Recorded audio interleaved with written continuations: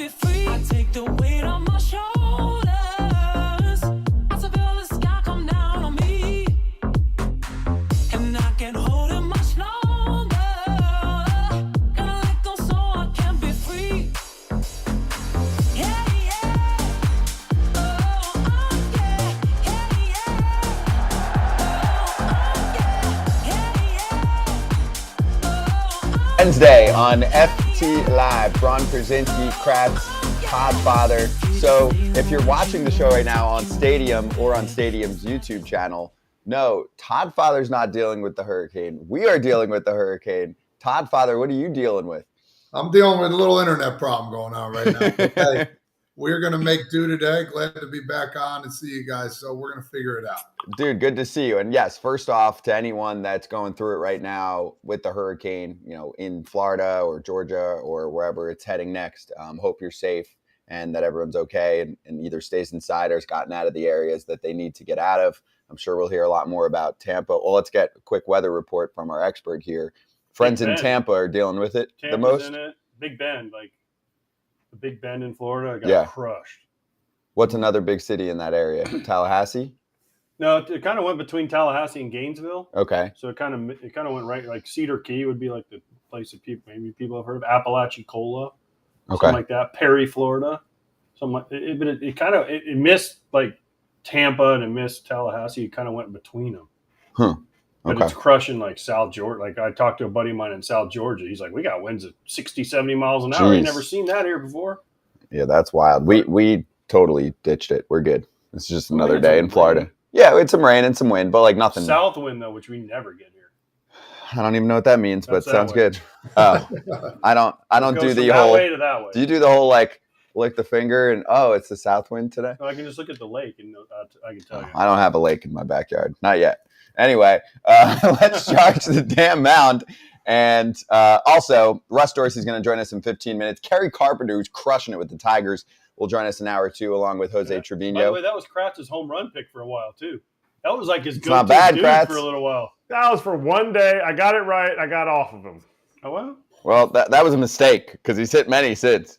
So we'll get into it with Kerry coming up soon. All right, let's charge the damn mound with our Little League World Series report, presented by Todd Father, because you're our expert. Great job on the coverage. I know you and Jess Mendoza with the analysis every day, and I saw all the social media dancing and everything else. So give us the report. Like, how was it? What was the breakdown of who stood out to you?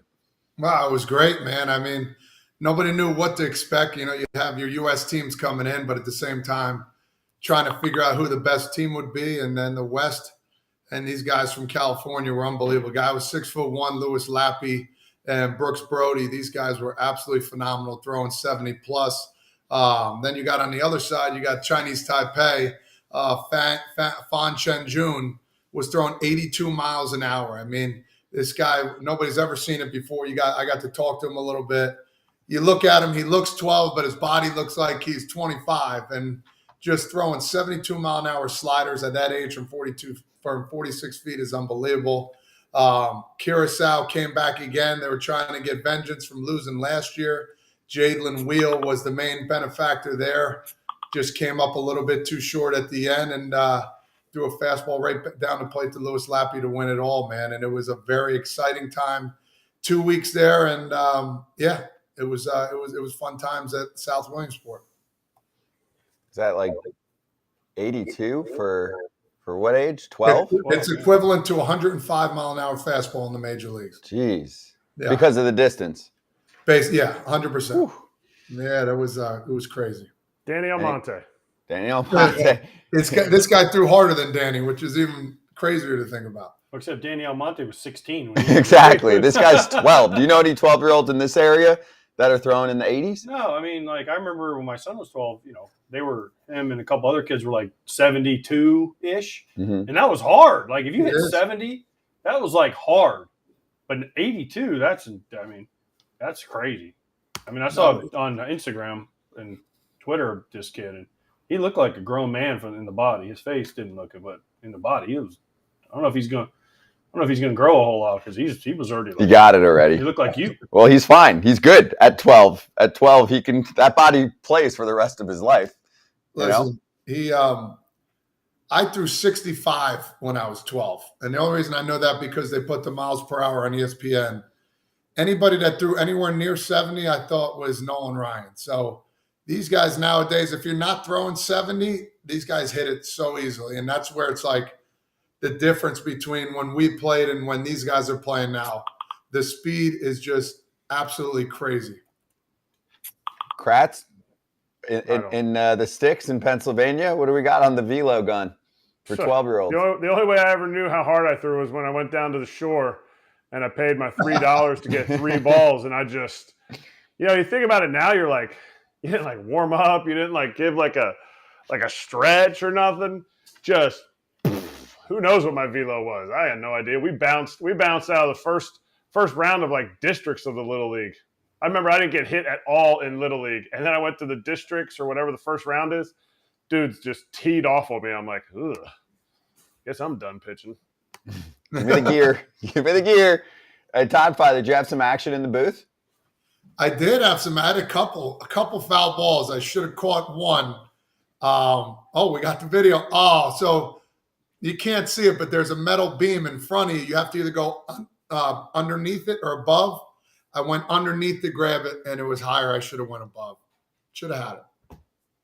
Yeah, the video doesn't make it look bad. Like, it doesn't make you look like like you totally whipped. There's some I've seen with broadcasters where it's literally coming right at them. And they're like, oh. Yeah, You've had that? No? I'm 1 for 1. You're 1 for 1? Stuck it. No, I'm 1 for 1. Are you? I am. I was calling Miami, Virginia Tech. And I will say, though, I caught it, but I caught it like it was a stomach lap catch. Okay. So, but I was literally doing the play-by-play. I was like fouled back in my lap. The one I got was Hawk Day in Chicago.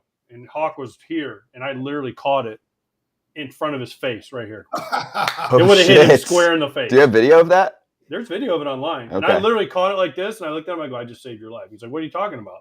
He had no idea. You didn't even see it. He had no idea. He had no idea. That's when you know it's time to retire. You don't know what's coming straight at you. You don't know there's a ball coming right at your face. All right, let's spend a good 5 to 7 minutes here at least on what's been going down with the Angels getting rid of their entire team potentially. So this could be complicated for some. I'll read a series of tweets to try and inform people what's going on here. So Jeff Passan first breaking the news that the Angels placed Lucas Giolito, reliever Matt Moore, who's having a great year, Reynaldo Lopez, who has great stuff, Hunter Renfroe, Randall Grichuk, on waivers. And there's a couple others actually since, Dominic Leone for them and Tyler Anderson, who still has 2 years left. No one's picking that up. Huge potential playoff implications. All can be claimed by teams for free on Thursday. Well, not for free. You have to pay the rest of the contract, but you do not have to give up shit. Here's Ari Meroff, who says someone should tell the Angels that today is the NFL's cut-down day,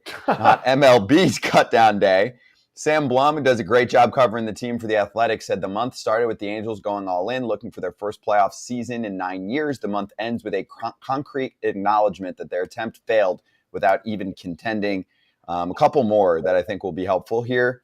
This one I think super interesting from Jim Duquette, because this doesn't happen. Guys get placed on waivers, but not like half the team to try and get under the salary cap, which really is technically called a luxury tax, but it's a salary cap. Duquette said, if this is true, I would expect a grievance to be filed by the MLBPA since most of these transactions are not baseball performance related, but an attempt to get below the luxury tax, or at the very least, the commissioner should look at the, quote, best interests of baseball clause. And lastly, Ken Rosenthal adding the other players currently on waivers: Harrison Bader, Carlos Carrasco, Mike Clevenger, Jose Cisnero from the Tigers.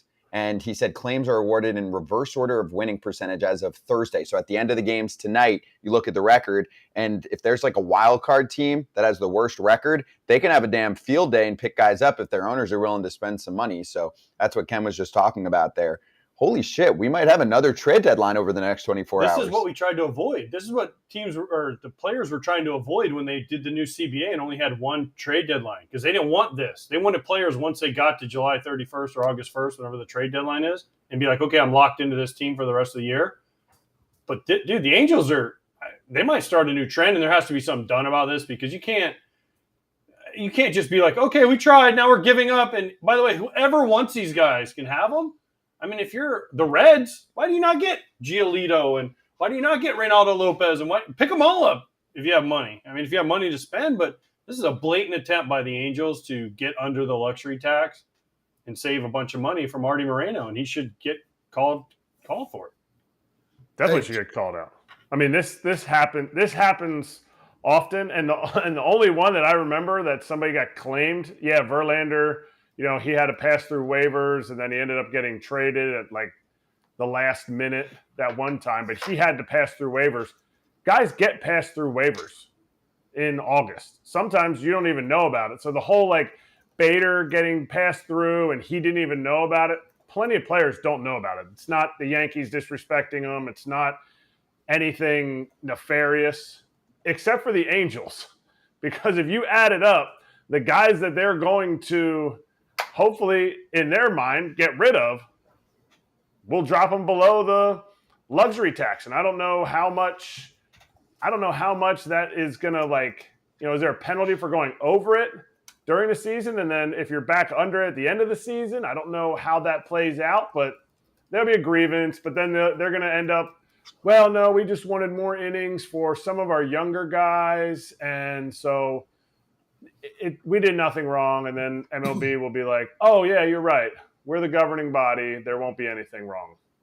No, the Angels are going to get under the luxury tax because enough of these guys are going to get picked up. Some of these guys are effective players, Todd Father. Scott, say the Red Sox can be the first wild card contender to pick.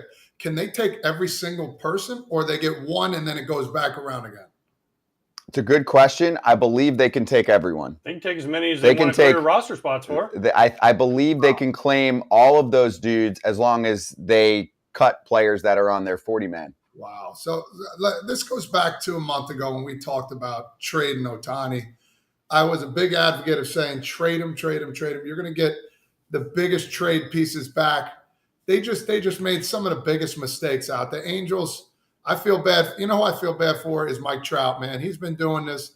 This has been going on for years now. He's a guy that he needs to get out of there. He needs to go. And, if I'm him, if they don't get a monster haul back in this offseason, it's time to start making waves. I mean, I would cause a problem. Be like, hey, listen, I don't want to be here anymore. Figure it out to get me out of here, and that's it. And I know his contract is humongous. I know it's going to be hard to do, but I would want to be out of there as soon as possible. We had that conversation yesterday, right? We Remember did. I said, go to Artie Moreno quietly after the season and just say, dude, I want out. And see what he says. Well, and my thing is, and Todd, be like, I can help you for the next 10 years. Yeah, Todd you're friends with Trout for years. If you're having lunch with him in the off season, do you sit with him and say, hey, bud, I know you're nice as hell and you're living the good life, but you really want to win. And I know this isn't your style, but maybe you should sit down with Artie. You have a relationship with him and do like what AJ said and just explain to him that you guys got to rebuild. And I've got prime years that are going to disappear here pretty soon. Yeah, he's got, I don't know how many years he has on the contract, but it's a lot. So it's something where, it's not fun to play for a losing team. It's not fun at all. I've been on a couple. I know you guys have been on a bunch of them. It's boring. All you want to do is you can't wait till football comes around, and that's terrible to think about. You got a job to do, and it's something where, he's got to take the bull by the horns and explain to him, hey, Art, man, listen, you screwed up. Enough's enough. I want out. Let's figure this out, and let's be cordial about this whole thing, and let's fix this because you messed up, and it's time for me to go.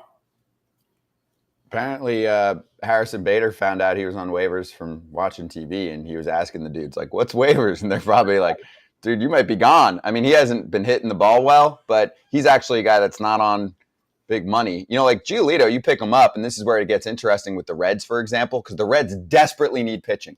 Their starting pitching is ranked at the bottom of the league. Lodolo's probably not coming back. Hunter Green hasn't looked good yet. I mean, they are like gasping for air, and it's a team that obviously didn't do anything at the deadline. And I still think that they're a team that can make the playoffs, even though their percentage has gone down quite a bit. Giolito, he hasn't been good with the Angels. His ERA is near 7 in his 6 starts, but he also cost $1.7 million. So the conversation, nothing, I know it's nothing, That's nothing. but I'm saying the GM has to go to the owner. And True, I know there's a group of guys.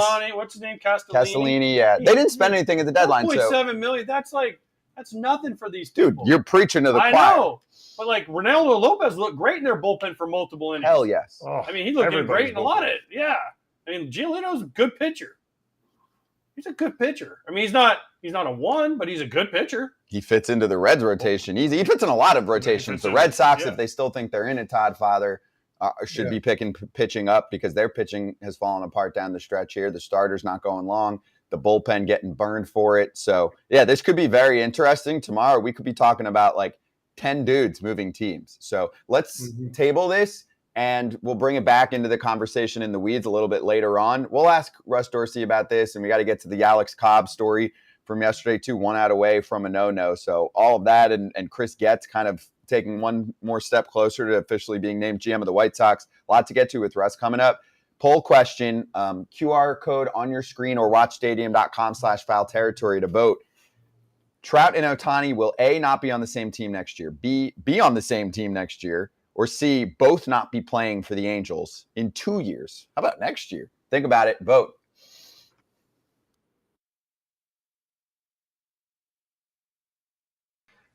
Talking about this, you're talking about frustrations. Brady Singer was on here not long ago, and he said that his invitation to your golf tournament got lost in the email and or the snail mail. And so he said, when you have Witt on, ask him if I'm going to get invited, and he believes he is not. Listen, I wish you'd have told me because I'd have had this pulled up already. Okay, we can stall. We can stall. I saw that. Give us the text. I was at Brady's bachelor party when his agent and myself came up with this idea for this golf tournament. One, Brady's about to have a child relatively soon. So his wife would not let him leave the house for 4 days to go play in a golf tournament. There's no way that would happen. Two, Brady's he's an okay golfer, but I've got a lot of golf stories about Brady that he did not want to embarrass himself in front of other major leaguers. And he told me that point blank. He laughed and said, "There's no way I'm coming and playing in that thing." And I said, "Okay." And so the fact that he wants to throw me under the bus like that, I just I hope Tori, his wife, holds that baby in just enough time for them, because she's supposed to deliver right around the time they come to Toronto next week. So I'm hoping she holds it in and he gets to Toronto so I can let him know how I feel about throwing me under the bus, guys. And now back to foul territory.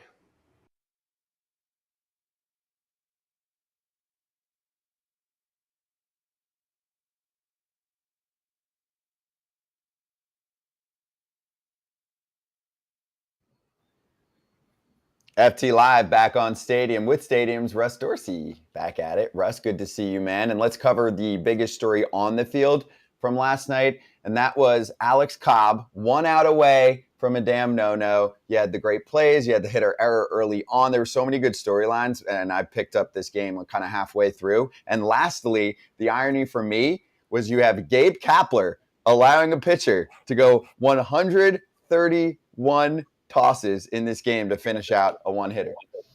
Yeah, no, it was a really cool moment for Alex Cobb, and he was shoving that entire game. And it's funny that you mentioned the thing about Gabe Kapler, who big analytics guy and likes to go off the numbers, and letting a veteran pitcher and Alex Cobb go out and do his thing. And I was on, X or Twitter, whatever they're calling it these days, and I was seeing things like, "Ooh, old school manager Gabe Kapler allowing his guy to go deep into this game." I'm like, that's actually not his brand at all. So that was interesting to see. But something while I was watching that game, knowing I was coming on with you guys, that I wanted to ask AJ and Kratzy is, when you're watching a guy throw a no-no, are you sitting there like calling pitches while you're watching, or are you far enough removed where you're like, I can just enjoy the performance? I ain't calling nothing. I'm sitting there watching. I watch. Okay. I've been there. Now my oldest son is, or my two sons are sitting there and they're talking like, "Oh, what would you throw this guy?" Right. Maybe we'd talk about it, but like for myself, I'm so good at removing myself from the game because it takes so much concentration. And for me to sit there and be like, Patrick Bailey, you should have thrown this, but no chance. Like, he's seen what that splitter was doing the whole night, how he's bringing that two-seamer back, all that stuff. I don't even attempt to do that. No. Okay, I was just curious, just seeing that. Like, all right, nailed that, Russ. Kratz nailed that one. Yeah, dude, trust me. Plus, you don't know what Alex Cobb has that day. I mean, I ain't watching every pitch. I'm flipping back and forth. I'm not watching every pitch, and I'm not locked into how he warmed up and what. Oh, I'm like, dude, like, enjoy it. I'm a fan now. I ain't a player anymore. I have my shot. Only with your kid, maybe you'd be on a different level. My kid, but dude, I'm in Florida. Dude. I'm saying if you're watching your kid too, it's I'm watching different. my kid. Well, that's different. Yeah, my kid don't pitch though. Right. Right. Understandable. But do we have the Slater catch? Let's show that too while we're talking through it. And did you see the play early on from Schmidt at third base? Watch it, dude. There was a hurricane coming. Here it is to left center. That's a great catch to end the 8th inning. That's the signature moment. That's when you think, all right, this is happening. That's who was it? Dwayne Wise? Yeah, Dwayne Wise. Yeah. I mean, that's a ridiculous catch. And Todd Father, Cincinnati challenged it too, which, hey, that's their right. Like, you're trying to win a ball game. You're a wild card team. I just thought it was funny that you've got so much going on. And I think they were booing him a little bit. They're like, really? You're challenging that shit? It could. I mean, listen, it was close. It was really, really close play. I mean, at the end of the day, you got to challenge it to win and everything else. Russ, my question for you, the Reds, they're kind of slugging off here a little bit. They're struggling. Do you see them picking anybody off waivers we just talked about? Yeah, you guys brought up the Giolito. I think that does make the most sense because you look in most of the season, the starting pitching has been the area where they've kind of fallen short, right? They've been carried by these young guys, and that offense and that young enthusiasm can only take you so far, right? Before you need some guys who can give you some quality innings, because it can put so much pressure on your bullpen, especially at this point in the year when you're, I looked at the Reds for like 8 weeks. They were all gas, no breaks, right? And they were playing good baseball, and everybody loved them, and they were outscoring, really good teams. But after a while, you need to be able to win a 3-1 ball game, right? Win a 4-2 ball game. And so if you're able to get a Mike Clevenger, if you're able to get a Lucas Giolito or a guy like that, that helps you. There's only 5 weeks left in the season, and it is a full-on sprint to the finish line. And there's still a team that could be in this thing, right? Like I wouldn't just say just because of how they've played, they're out of it, right? You get somebody in there. You guys have been there where you bring in a reinforcement, like, oh shoot, like we're in this thing again. And so I still think they're talented. They're a talented roster. And while I'm with Scott, like I wanted to see them do more at the deadline because of where they were. If you're able to kind of make up for that and say, all right, we can pick up this guy and slide him right into the rotation, that could be the move for them. They had this chance. We talked about it yesterday or the day before. I think it was when we were in Philly. Do you think the ownership or front office, whoever's making these decisions, looked at this roster and was like, there's going to be some regression. We don't think Ellie De La Cruz is going to hit for a cycle every week of his career. And now they're like, see, we're right. And so we're not going to go and get anybody? Or is it I really think the ownership or front office was like, it's a little too early.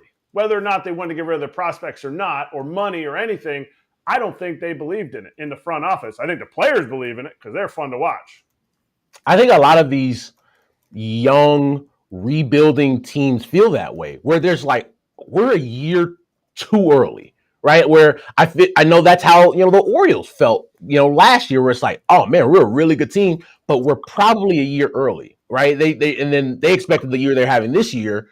But obviously, when you get there, you have a fan base that's looking at you like, all right, we're here now. Like, screw the process and all that other stuff.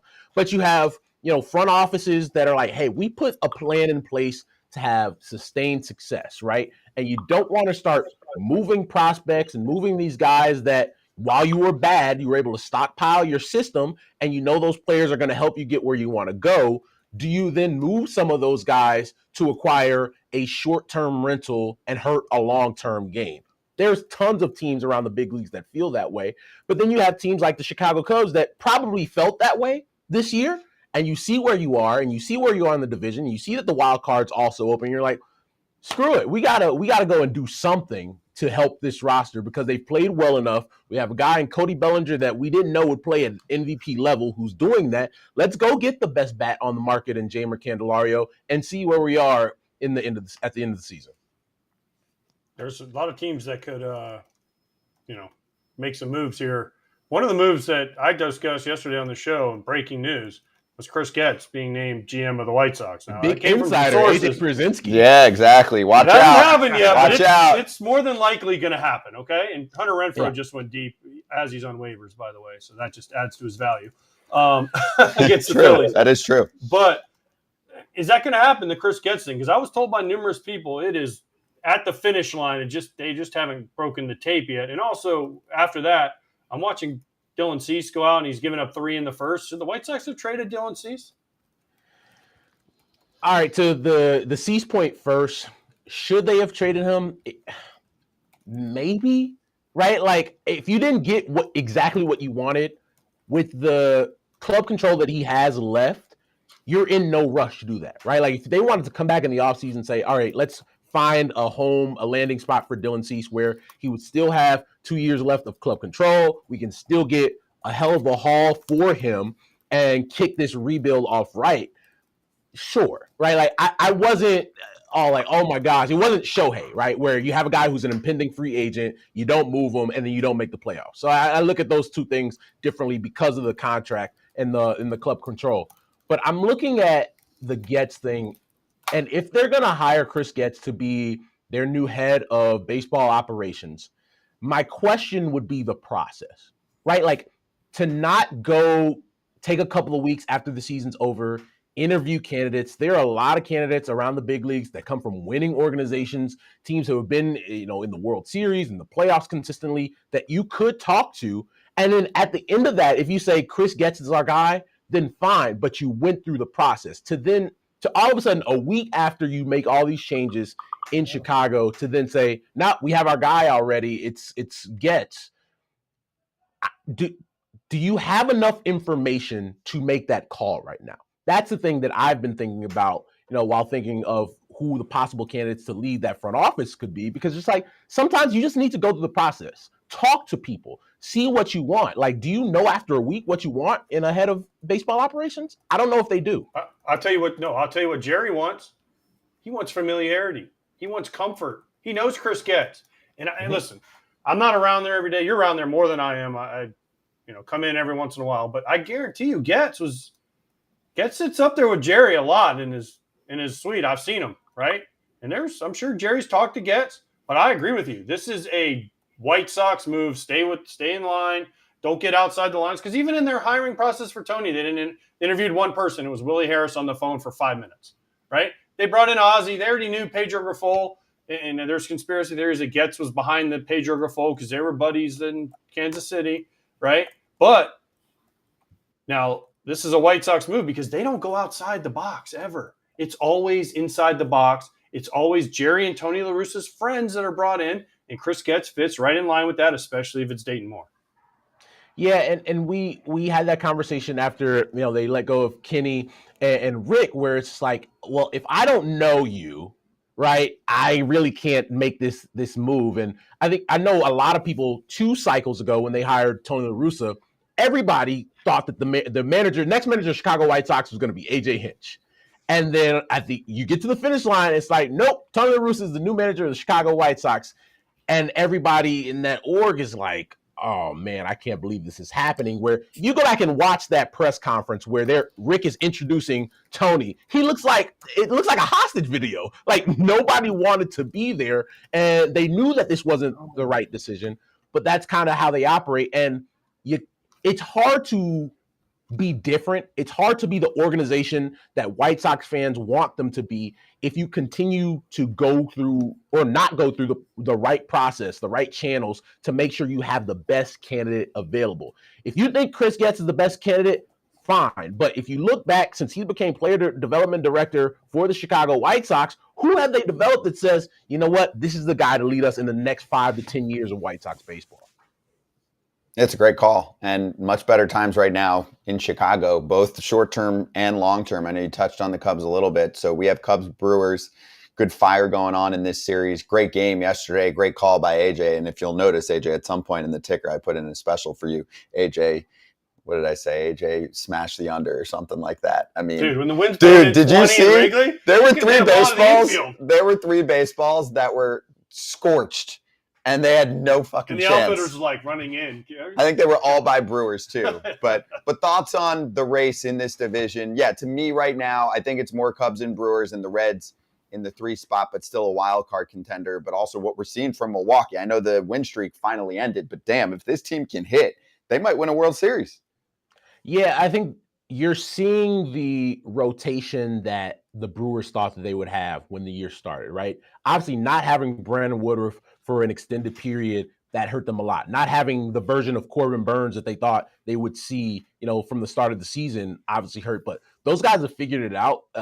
Freddie Peralta, friend of the show, Corbin Burns, and Brandon Woodruff have combined for an ERA around 2.80 in the second half. So you're getting the starting pitching that you wanted. And then now you're starting to see some of that offense. I don't think they're ever going to be an offense that goes out and blows people away, scoring 6-7 runs. But if they can get 4 or 5, knowing that you have Devin Williams in the back end of that bullpen, they're going to be able to win some ball games. And I think what's really fun to me at this point in the season is that you still have that head-to-head matchup, Cubs and Brewers up in Milwaukee, last 3 games of the season. It should be a lot of fun. So I know the favorites are Dodgers and Braves in the National League. Is including those 2, is anybody in the National League raising their hand and saying, yeah, we'll take on the Phillies in the first round? Seems like a fair fight.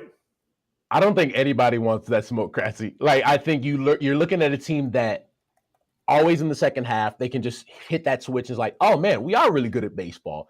And now you have Trey Turner, who you committed $300 million to, realizing that, oh, I'm still really good at baseball. That lineup doing what they did last night to the Angels, I don't think anybody looks at them, even the Braves and the Dodgers, saying, you know what, I want that in a 5-game series, a 7-game series. And for a team that knows what it takes to get to the World Series, who have gone through as much adversity as they have in the last 2 years, they're prepared for these moments. A lot of teams aren't. Especially with Nola and Wheeler kind of learning what it takes to throw a little bit deeper into the season. Nola had like 4 or 5 straight years where September was a decline. And now last year, and he was increasing, he was improving as September went, and saw what he did in the playoffs. And now this year they went to like a little 6-man rotation. Stuff's falling in line for the Phillies right now here, and it is scary canary for the rest of the National League. And the fact that they were able to get Bryce Harper back, he's looking like the Bryce Harper that we know. He's been able to play first base, and people haven't really even talked about it, and that's a great thing for the Phillies. Like, if we were talking about Bryce Harper playing first base, and it's like, oh man, Bryce made an error tonight, Bryce made a bad throw. Now you're like, all right, they need to find some solution at first base, but they've been able to make that work. They've been able to, finally see a version of Nick Castellanos that they thought that they would see last year when they signed him. Yeah, I'm seeing a different version of Alec Boehm at the plate than what I've seen in years past. Like, this is a guy that is starting to find that power, and you look at that frame and you always thought, okay, that's a guy that can hit for big time power, and has really started to figure his stroke out. So offensively, I think they have the potential to be one of the deepest lineups in all of baseball. They're showing that with what they did last night. And if that starting rotation continues to pitch like they know how to, right, with what they have in place there, they're going to be in a really, really good spot come into the season. Yeah, and they've been here before. I mean, telling them they're a wild card team, cool. We did that last year. And they ain't scared of the Dodgers, Braves. They ain't scared of No way. That's the thing. They have star power. And not all those guys have even clicked yet, and they've done it. That's the key. They beat the Braves last year, right? They went to the World Series. They did. They're like, we can do this. And Boehm yesterday was cool. I mean, they intentionally walked Harper. He homered earlier in the game. We'll get to the Harper quote later, too, which is incredible. But then Boehm's like, fuck you, threw her in homer. I like it. He's still young, too. Words. People forget. I mean, he probably did. I mean, he tells it like it is. Philly fans know, and they respect that. We know that from last year. Russ, great catching up as always, dude. We'll hit you next week, all right? Guys, real quick before I go, yes. I know you guys having my guy Jose Trevino on. Tell my guy I said what's up. Oh, shit, because you know him from growing up, right? We went to Oral Roberts together, and he was the first athlete I ever interviewed. Wow. Okay, so do you have anything good for us that we haven't talked to him about that we should know about, or like any embarrassing college story, both on the field or what he was At a like, or is he party. just like this model citizen like he is now? Now, has always been a great dude. Most people don't know that he was a shortstop, right, in college. And when I first met him, he was playing shortstop, he was playing third base, and he was catching. He wasn't catching full time at the time. And obviously, he came into college as a catcher as well, but he was a shortstop, and he was playing short and third base, and got drafted as a catcher and ended up winning the Platinum Glove. So it's really cool to kind of see that backstory. He was always a guy that had really good hands. And then to be able to translate that to the big leagues into a Platinum Glove is amazing. I didn't know that. Todd Father, did you know he was a shortstop in college? I don't know that either. No wonder why he's got really good hands. Yeah, you're right. Wow. Russ and Jose were in Lambda Lambda Lambda together at Oral Roberts. That is not true. That is not true. But another really cool thing, closer on that team, when I was a freshman, Jose was a junior, Jordan Romano from the Toronto Blue Jays. Wow. Oh, wow. Those two were teammates? Yes, they were. Okay, that's good because the Blue Jays and Yankees don't love each other this year. So we'll get into that a little bit too. And Blue Jays are in trouble. We'll get into that. Hey, Russ, Scotty, good intel. Yeah. Scotty, what's the nickname of Oral Roberts? The Flames, bro. No? I don't know. Used to be what is it, Russ? I don't watch much college stuff. Aren't they the Owls? The Golden Russ? Eagles. The Golden Eagles. Why do they Wow, have the we flame? are terrible. Todd got the bird. We just had the wrong bird. Why do they have the flame then? They got the flame everywhere. So if you go to Oral Roberts, they have the prayer tower in the middle, and it has like a flame on the top. Ah, okay. Okay, because on their uniforms, they have a flame on their hat. They have That is correct. That is correct. I was way off, bro. Foul territory. Don't go to us for Todd. college nicknames. Yeah, that was close, Todd. That's March right. Madness Is it Rice coverage. the Owls? Yeah. Yes. Yeah. What? Rice Rice is the Owls. and Temple? Temple and Owls. Florida Atlantic. They're all Owls? Yeah. All right, guys. Come on. Wow. Well, I mean- The old Scrooges back in the day all just copying each other. Owls. I love that. I mean, you got all the Tigers. You got LSU. You got Clemson. Yeah. You got College. So original. Missouri. Russ, thank you, dude. We'll see you soon. See you guys. Cheers. We'll come back and we'll continue the waiver claim combo. Josh Donaldson was cut by the Yanks, so that's technically a dude that can latch on with another team. We'll get into the wild card race a little bit more next on FT Live.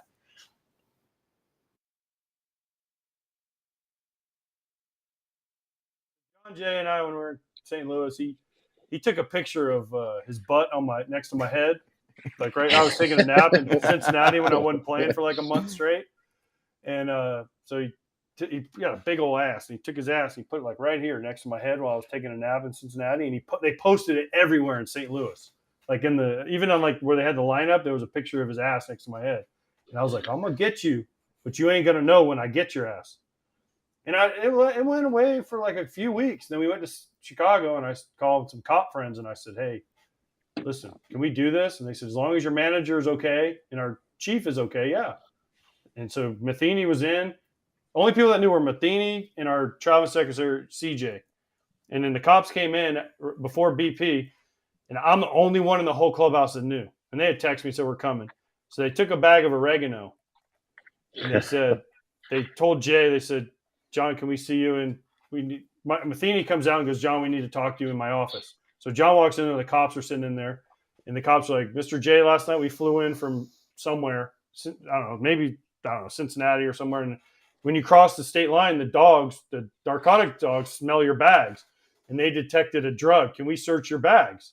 And we're not allowed to search until you give us your permission. And John's like, sure, go ahead, do whatever you got to do. So they had a bag of oregano, and they put on a whole show. They're throwing clothes and throwing bats. And they get to the very end, and the guy reaches down the bottom of his bat bag, and he pulls out this bag of oregano.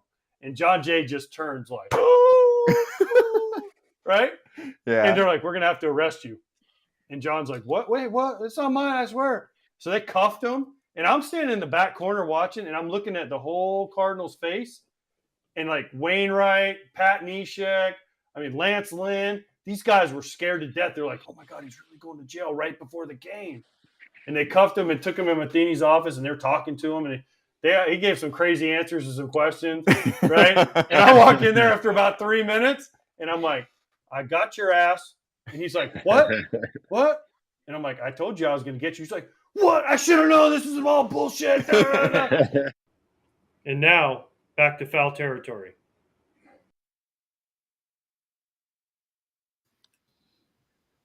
Back at it on FT Live. So we'll get into more of the wild card discussion and some other players that are available. A little fan question here. I was going to wait till the end of the show, but I'll bring it up now. Screw it. Why not? So Mike Laverty's in here talking with me in the chat today. He said, can Todd speak, but really all of you, but Todd, you played with him, on Pete Alonso's character in the clubhouse, New York media trying to make something out of nothing. Only person, I was like, who wrote about it? Because I was like, I mean, there's a lot of New York media that's not really media.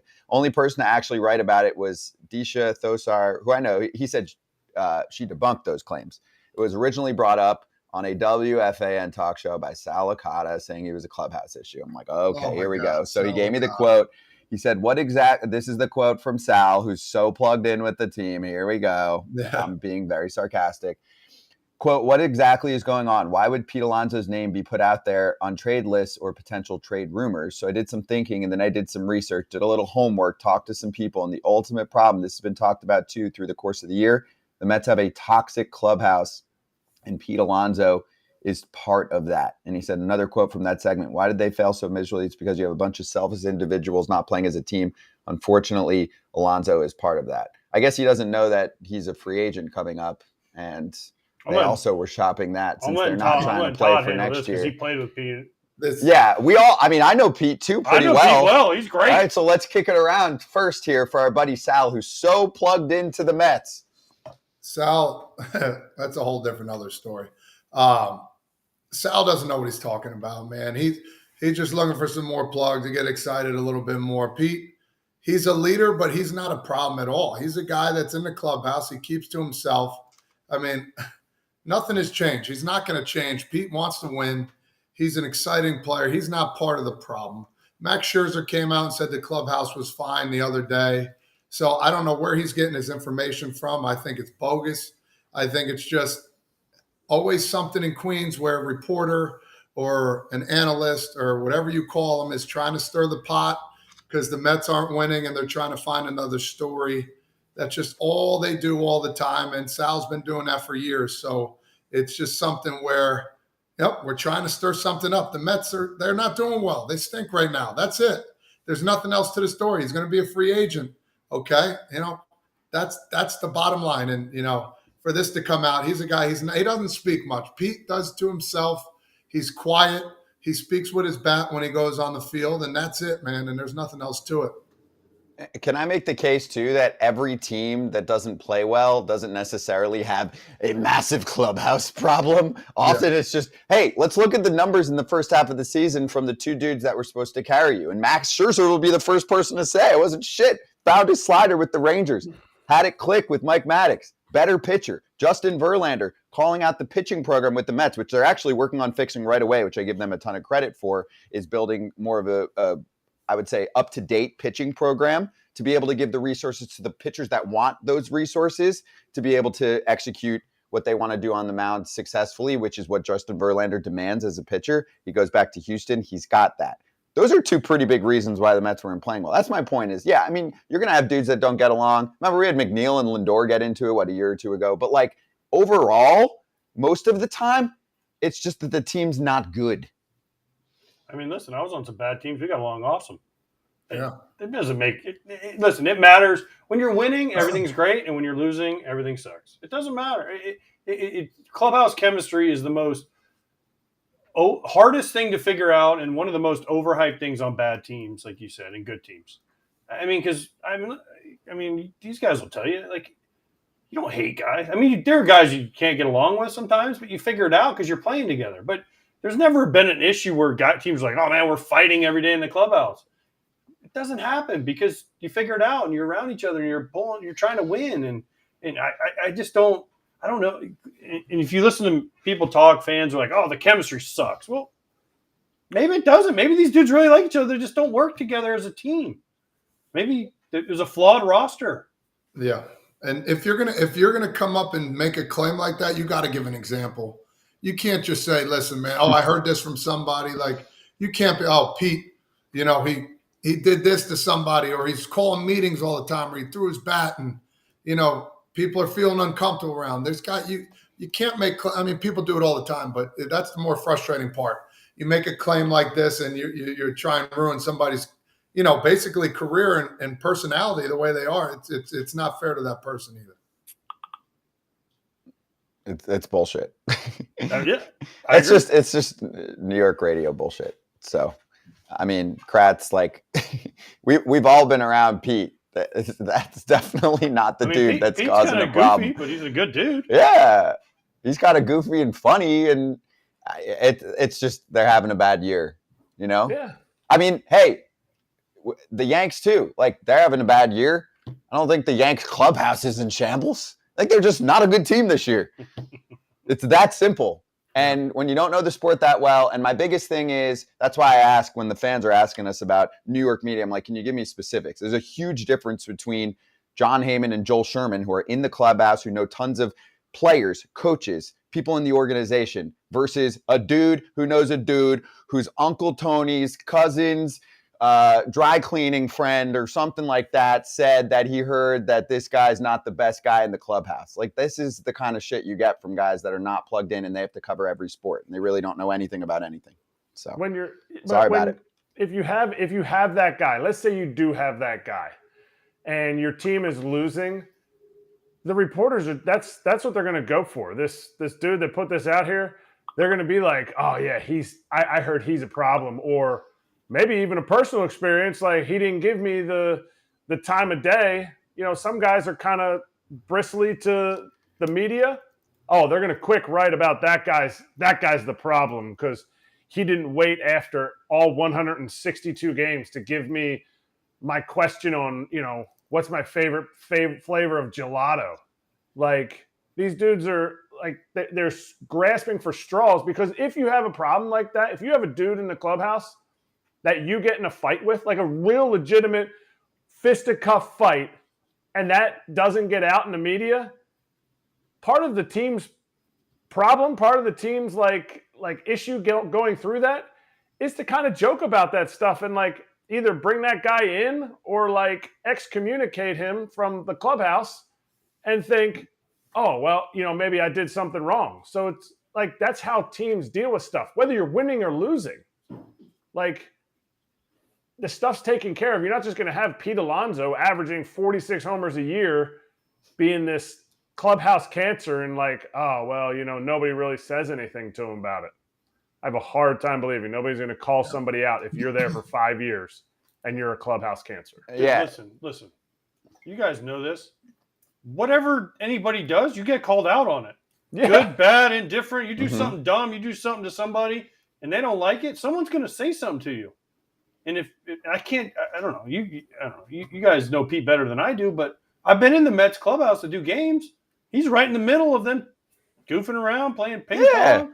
It ain't like he's accountable, talks to the media. Dude, my only thing that I do think there's a case on is why haven't you offered him a big contract extension years back? And I do think there's some front office chatter in Steve Cohen's ear saying, hey, let's look at the age. Let's look at what we could get for him right now. There's more of that going on. Hey, look what we just did with Max and JV. We got some big prospects, which they did. They did a nice job there. But I think this is a guy that they should have done this a while ago, but even now should have said, hey, 5-year contract. Let's get this going right now. Let's look at what Freddie Freeman's done. Let's up the AAV a little bit, and let's get this going. So we'll see what happens. But all right, let's swing back. We'll go over our picks. We'll get to more of the waiver claim talk and the wild card situation in hour number 2, which also will feature Kerry Carpenter and Jose Trevino from the Yanks.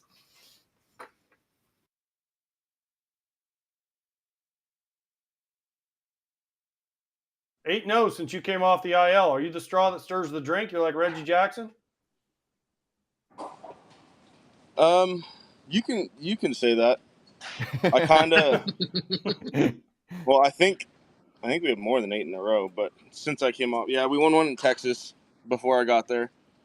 But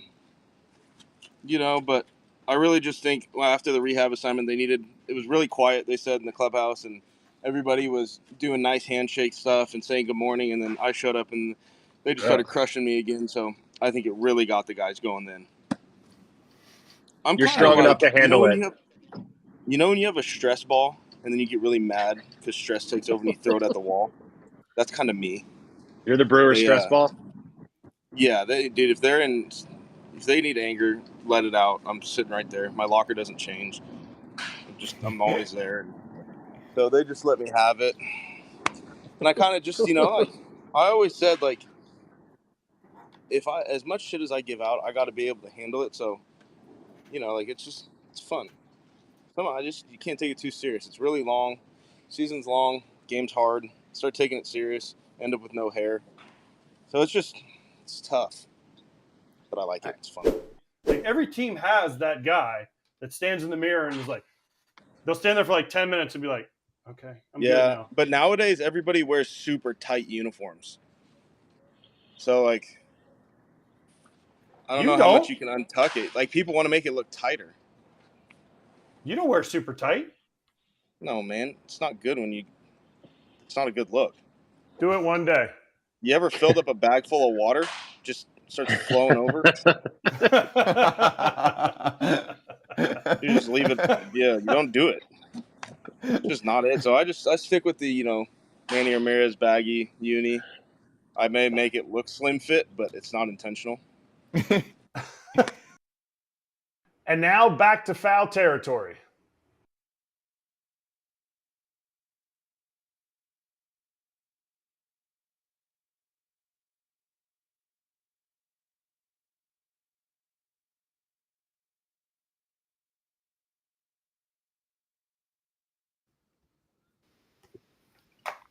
Back at it on FT Live. All right, so first off, for poll results on Ohtani and Trout, the winner is neither will be on the Angels.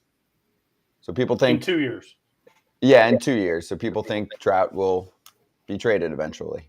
And I would say that's accurate because they're about to be in hardcore rebuild mode. We'll get to more on the waiver claim stuff later. Every year. No, they try, but but they don't ever already tries. The organization is not doing the work and having the freedom to be able to do the work that they want to do. You can't operate as an org, suddenly get a call from your owner last minute and say, just kidding, here's what we're doing instead. It just doesn't work. We're signing Anthony Rendon for $300 million. Just kidding. This is what I'm doing. Like that blows up everything that all these people you hire are trying to do. Anyway, let's get to the Braves and Rockies as your MLB free game of the day, streaming on the BetMGM app. I'm betting on this game. Live streaming is available to all BetMGM customers who are logged in and have funded accounts. Get after it. Let's look back at yesterday. First off, with our locks from Tuesday. Boom, 3 out of 4. Kip was aggressive, picking 3 teams for a lock in a parlay. Toronto killed him. I know. It was close. You're right. It was close. He had 2 out of 3. Toronto had bases loaded in the 9th and only scored 1 and lost by a run to the Nats. You nailed it with Steele, Burns, and that under hit easy.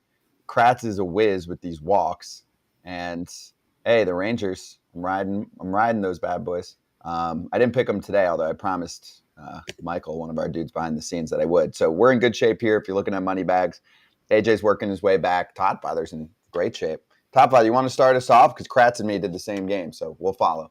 Yeah, so I picked one in the beginning, but I had a backup because I forgot that the game was going right now. I was going to do the Phillies game, but I switch it. I'm going to do the Reds money line. The only reason I'm doing this is because they're in dire need of a win. And they've lost 4 straight now, and they need a huge victory here against the Giants to stay in this thing. Hunter Green, it's time to step up now, and hopefully he has it at plus 140, 300 to win 420.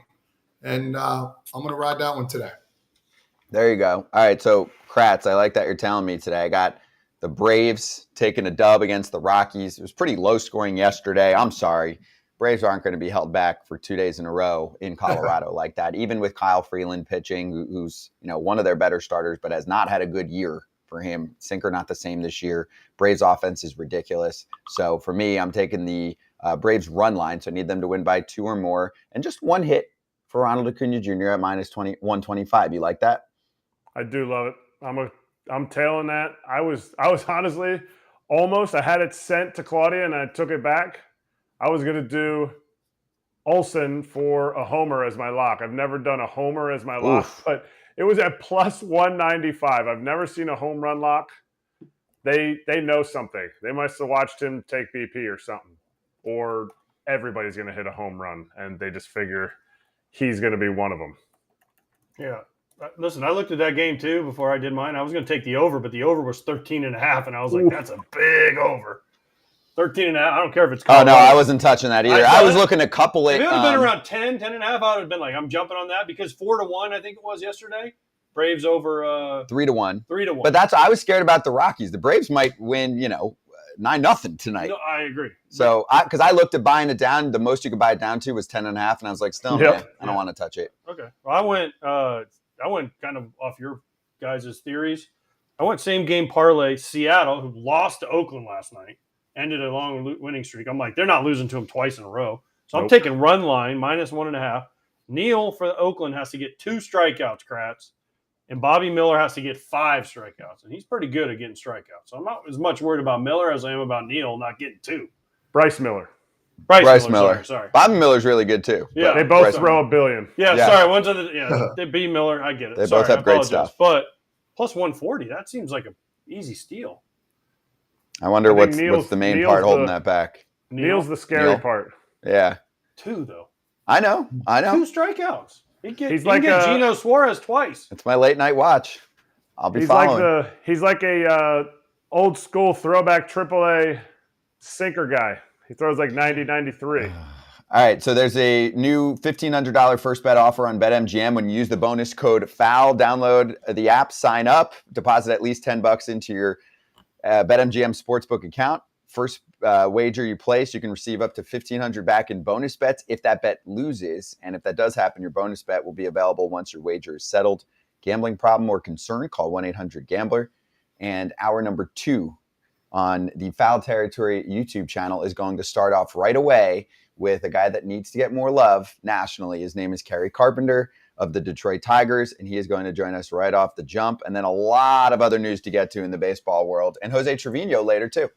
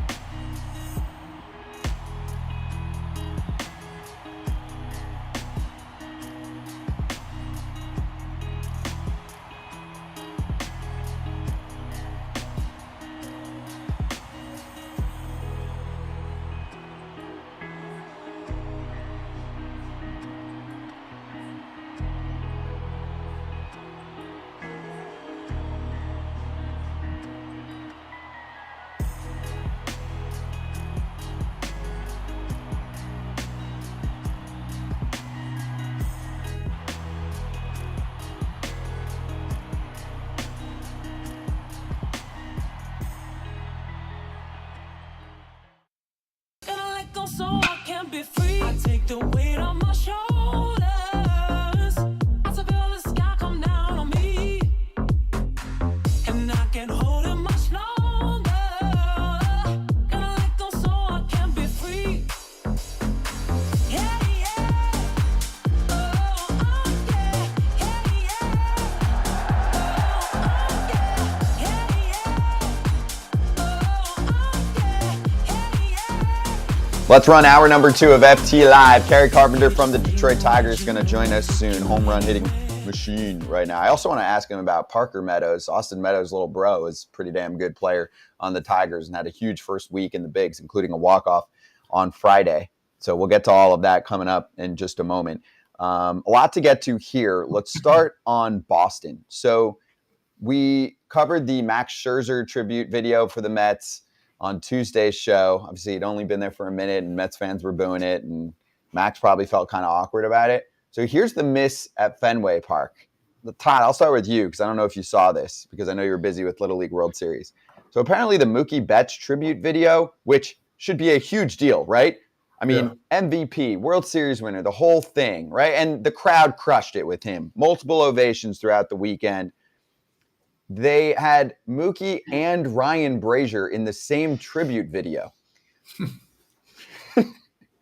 Come on. Like, that's, even if you want to do one for Brazier, because he's part of a World Series winning team, that's got to be done separately. Yeah, not everybody should get a tribute video anyway, too. It's like, oh man, I don't know. I don't think it's that big of a deal, but it's a little bit big of a deal because it's like, I don't know, the thinking about it. I mean, Mookie was the man there, dude. He dominated. He did everything. I don't think it's that big of a deal. I just think it's funny that's the way they went about it. You know what I mean? So, well, let me paint a picture for you then, Todd. Okay, you go back to Cincinnati for the first time, and let me just like add things on too. Let's say you also, in addition to spending all the time you did there, you won an MVP, you won a World Series, right? And then you come back, and some reliever that you played on with that team, who's now on your team too, also gets involved in the same tribute video. Would you care? No, I wouldn't care. I'm not that type of dude. I mean, listen, I would just get a good laugh. I'd look at him, we'd smile, but at the same time, it is what it is. I'm not, that's small potatoes to me, man. Thank you for the tribute. I would appreciate it. And, you know, tomorrow's a new day and we move on. No, it's probably a nice video. I didn't see the whole thing. I didn't see any of it, actually. I take it back. So for me, thank you for the video. I got a lot of standing ovations. They appreciate what I did. Get goosebumps and, try and win a game afterwards. It's awful. It's awful. Kratzy, it's awful. I mean, listen, no offense to Ryan Brazier, but you ain't Mookie Betts. I mean, you got some outs for him, in the 7th and 8th for him. But Mookie Betts was hitting dingers and doing all kinds of stuff. You can do separate videos. If you want to do a video for Ryan Brazier, awesome. But you don't do it at the same time as Mookie Betts. You do a 5-second Ryan Brazier thanks World Series, and then you turn the lights off and you have them fireworks going on. And like, now the main event, Mookie Betts. You can't have them on the same thing. I'm sorry. It doesn't work for me. I'd feel weird if I was Brazier. If I was Brazier, I mean, Mookie, I'm sure Mookie was cool with it and everything, but if I'm Brazier, I'm sitting here like, what? Why do I have a I mean, I know I won a World Series with the team and I was a big deal when I came up for that 18 team, but whether he deserves one or not is not really the question. It just shouldn't have been with Mookie at all, anywhere. Sorry, Brazier. Yeah, we're not saying he didn't. Doesn't the Red Sox want to give him one? Oh, I don't care. Great. Yeah. Like, the more the merrier, because we used to joke with the White Sox. They used to give video montages to every guy that put a uniform on for them. We used to laugh. Oh, you pitched one inning. Oh, montage. But who was the worst one? Who was the worst one where you're like, I didn't even know he was on the team? I never got that bad, but there was a couple of times where we were just laughing like, what are we doing here? Because they'd come to us before the game and say, hey, we're going to do a montage for, I don't know. Brian Anderson, did he get one? Probably. Brian Anderson, yeah. Something like that. But Rob Makoviak, Yeah, but anybody on, especially the 05 White Sox, you won a World Series. We said that. Ryan Brazier, yes. But you make them separate. Yes. Like Saturday. Or you do Brazier in the first and you do Mookie in the third. Or something like, or you do Mookie before he comes to hit. This is not difficult. It's not, but the Red Sox seem to not be getting a lot of things. We talked about this yesterday too, didn't we? What? What else did they mess up? Where they don't spend, what was it? We said this is the Red Sox. Oh, spending money. On Mookie Betts? Yes. Yeah, well, that's a big thing. That's a much bigger problem that they did not keep the MVP front runner, at least according to the BetMGM odds right now, over Acuna, which if you want to see more on that, we've got a great YouTube video on it. Kerry Carpenter going to join us in a minute, by the way. Do we have time here before Kerry for what Bryce said? Wait, hold on. After the game? Derek, one of our guys, said Aaron Hicks got a tribute from the Yankees. That's kind of funny. Aaron Hicks actually did have a couple good years before the downfall. There was, before the contract. I know. Yeah. But it's not like he played. I know. Anyway, let's move to our next guest on FT Live right now. Joining us from the Detroit Tigers, Kerry Carpenter, off to an awesome start with Detroit. Kerry, great to see you. Great smile. How you doing, man? I'm doing well. I appreciate you guys having me on. This is really cool. Hey, welcome to the jungle here. So first off, tell me, like, I know your story, and we'll get into it, is wild and really cool, especially what you had to do to get to this point and some of the odd jobs and stuff that you were picking up before you got to this point. But do you have like one time right now where you've had this pinch me moment, whether it was like just being on the field or talking to someone, or an actual home run that you hit where you're like, holy shit, I'm in the bigs doing this right now? Yeah, actually recently, I hit a home run off a sale in Boston on a Friday night, I think it was, and we had like a pitching change a couple innings later, and I like went to center field, and Riley and I think Matt Vierling were there, and I'm like, we were just talking, and they mentioned something. I'm like, dude, I can't even believe I just did that, like in Fenway, like off a sale, like.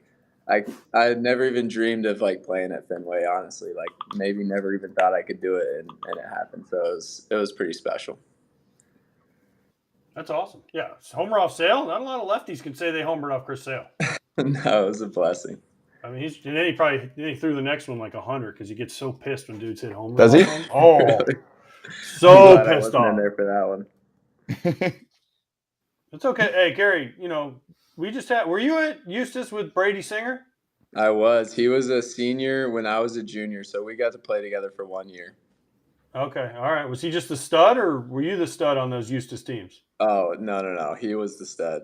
He was I think he ended up going second round that year out of high school and didn't take it, but man, he just punched the world in our district and stuff. Have you faced him And yet? Eustis, by the way, side note, because our audience is international, and they're like, "What the hell is Eustis?" Right. Eustis, Florida. It's in I know, but Orlando. you can't just be like, "Oh, at Eustis." Like now, people are like, "Is this a college that I don't know about?" Whatever.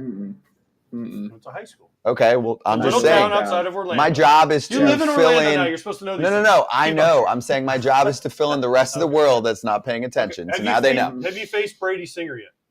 I have. I faced him one time last year. He punched me twice. He walked me and then punched my ticket twice.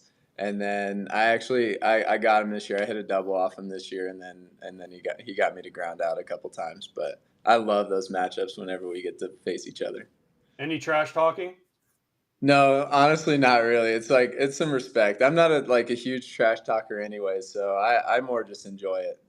Did he haze you when you were in high school? No, I think he's too nice to do that. Okay, all right. Okay. Yeah. All right. All right, let's go over the side jobs. So give Okay. everyone out there, and I'm sure you've been asked this, but it'll probably be kicked around differently with our crew. Give everyone out there the backstory of what kind of odd jobs that you picked up, and this goes back to high school, right? It goes back to high school, yeah. So my first job, I think it was my junior year of high school. I don't know, I was probably eating out a lot or something, and my mom was just like, if you're gonna spend money, you got to get a job. And then it was a girlfriend too, and she's like, if you're gonna spend money on her, it's not gonna be my money. And so I got a job. I was like bagging groceries at Publix in Eustis. And then I was like a math tutor for a buddy. I did some like power washing at like a local storage, like self-storage facility. And then after I got drafted, I got a job at Dick's Sporting Goods, worked in the team sports section there. And then the next off season, got a job at a golf course, washing golf carts, cleaning golf carts, and picking range balls out of the lake that everybody hit them in. So that's kind of the extent of it, but kind of anything and anywhere I could find work in the off season, I took advantage of that. Yeah, because now you're in the show, you don't have to work. Just like the other two guys on this show, Todd and AJ, they were Right. high picks. They were big time. They never had to get jobs once they got drafted. I understand what it's like being Yeah. a low pick, not getting all that cheese. Yep. Is that kind of what pushed you though too? Like I always tell people, like if I didn't have to work in the minor leagues, if I had a signing bonus, like that extra push helped me because I was like, man, I don't want to do construction. I did construction and stuff. Did that stuff Yeah. push you? Like, man, I don't want to work there forever. I think it definitely pushed me a little bit. I always have a chip on my shoulder. Like for the longest time, I've had a chip on my shoulder anyways. So I think that kind of just played into it. Like, man, everybody else is it only has to work out. They only go hit, and they only do whatever they need to do for baseball. And I do all that, and then I go to a golf course and work. So it definitely like lights a fire under me. What would you tell a young kid now, if they're doing the same kind of things you're doing? Like, hey, man, you want to be a baseball player. What advice would you give to a younger kid that's working his butt off, who thinks they got a good chance of making it, man? Because, this is a great story. This is awesome how hard you've worked to get there. Mm-hmm. Honestly, just like the fact that you always have a chance, and there's obviously a little bit more of a chance if you get more money in the draft or are a higher pick, but there's always a chance. Like, go and make noise, like have fun, because like what I had to do is I had to go basically like hit homers, and that's how I had to make noise to make it to the big leagues. And hitting homers is my favorite thing to do on a baseball field. So I honestly just wanted to go have fun and enjoy while I was doing it.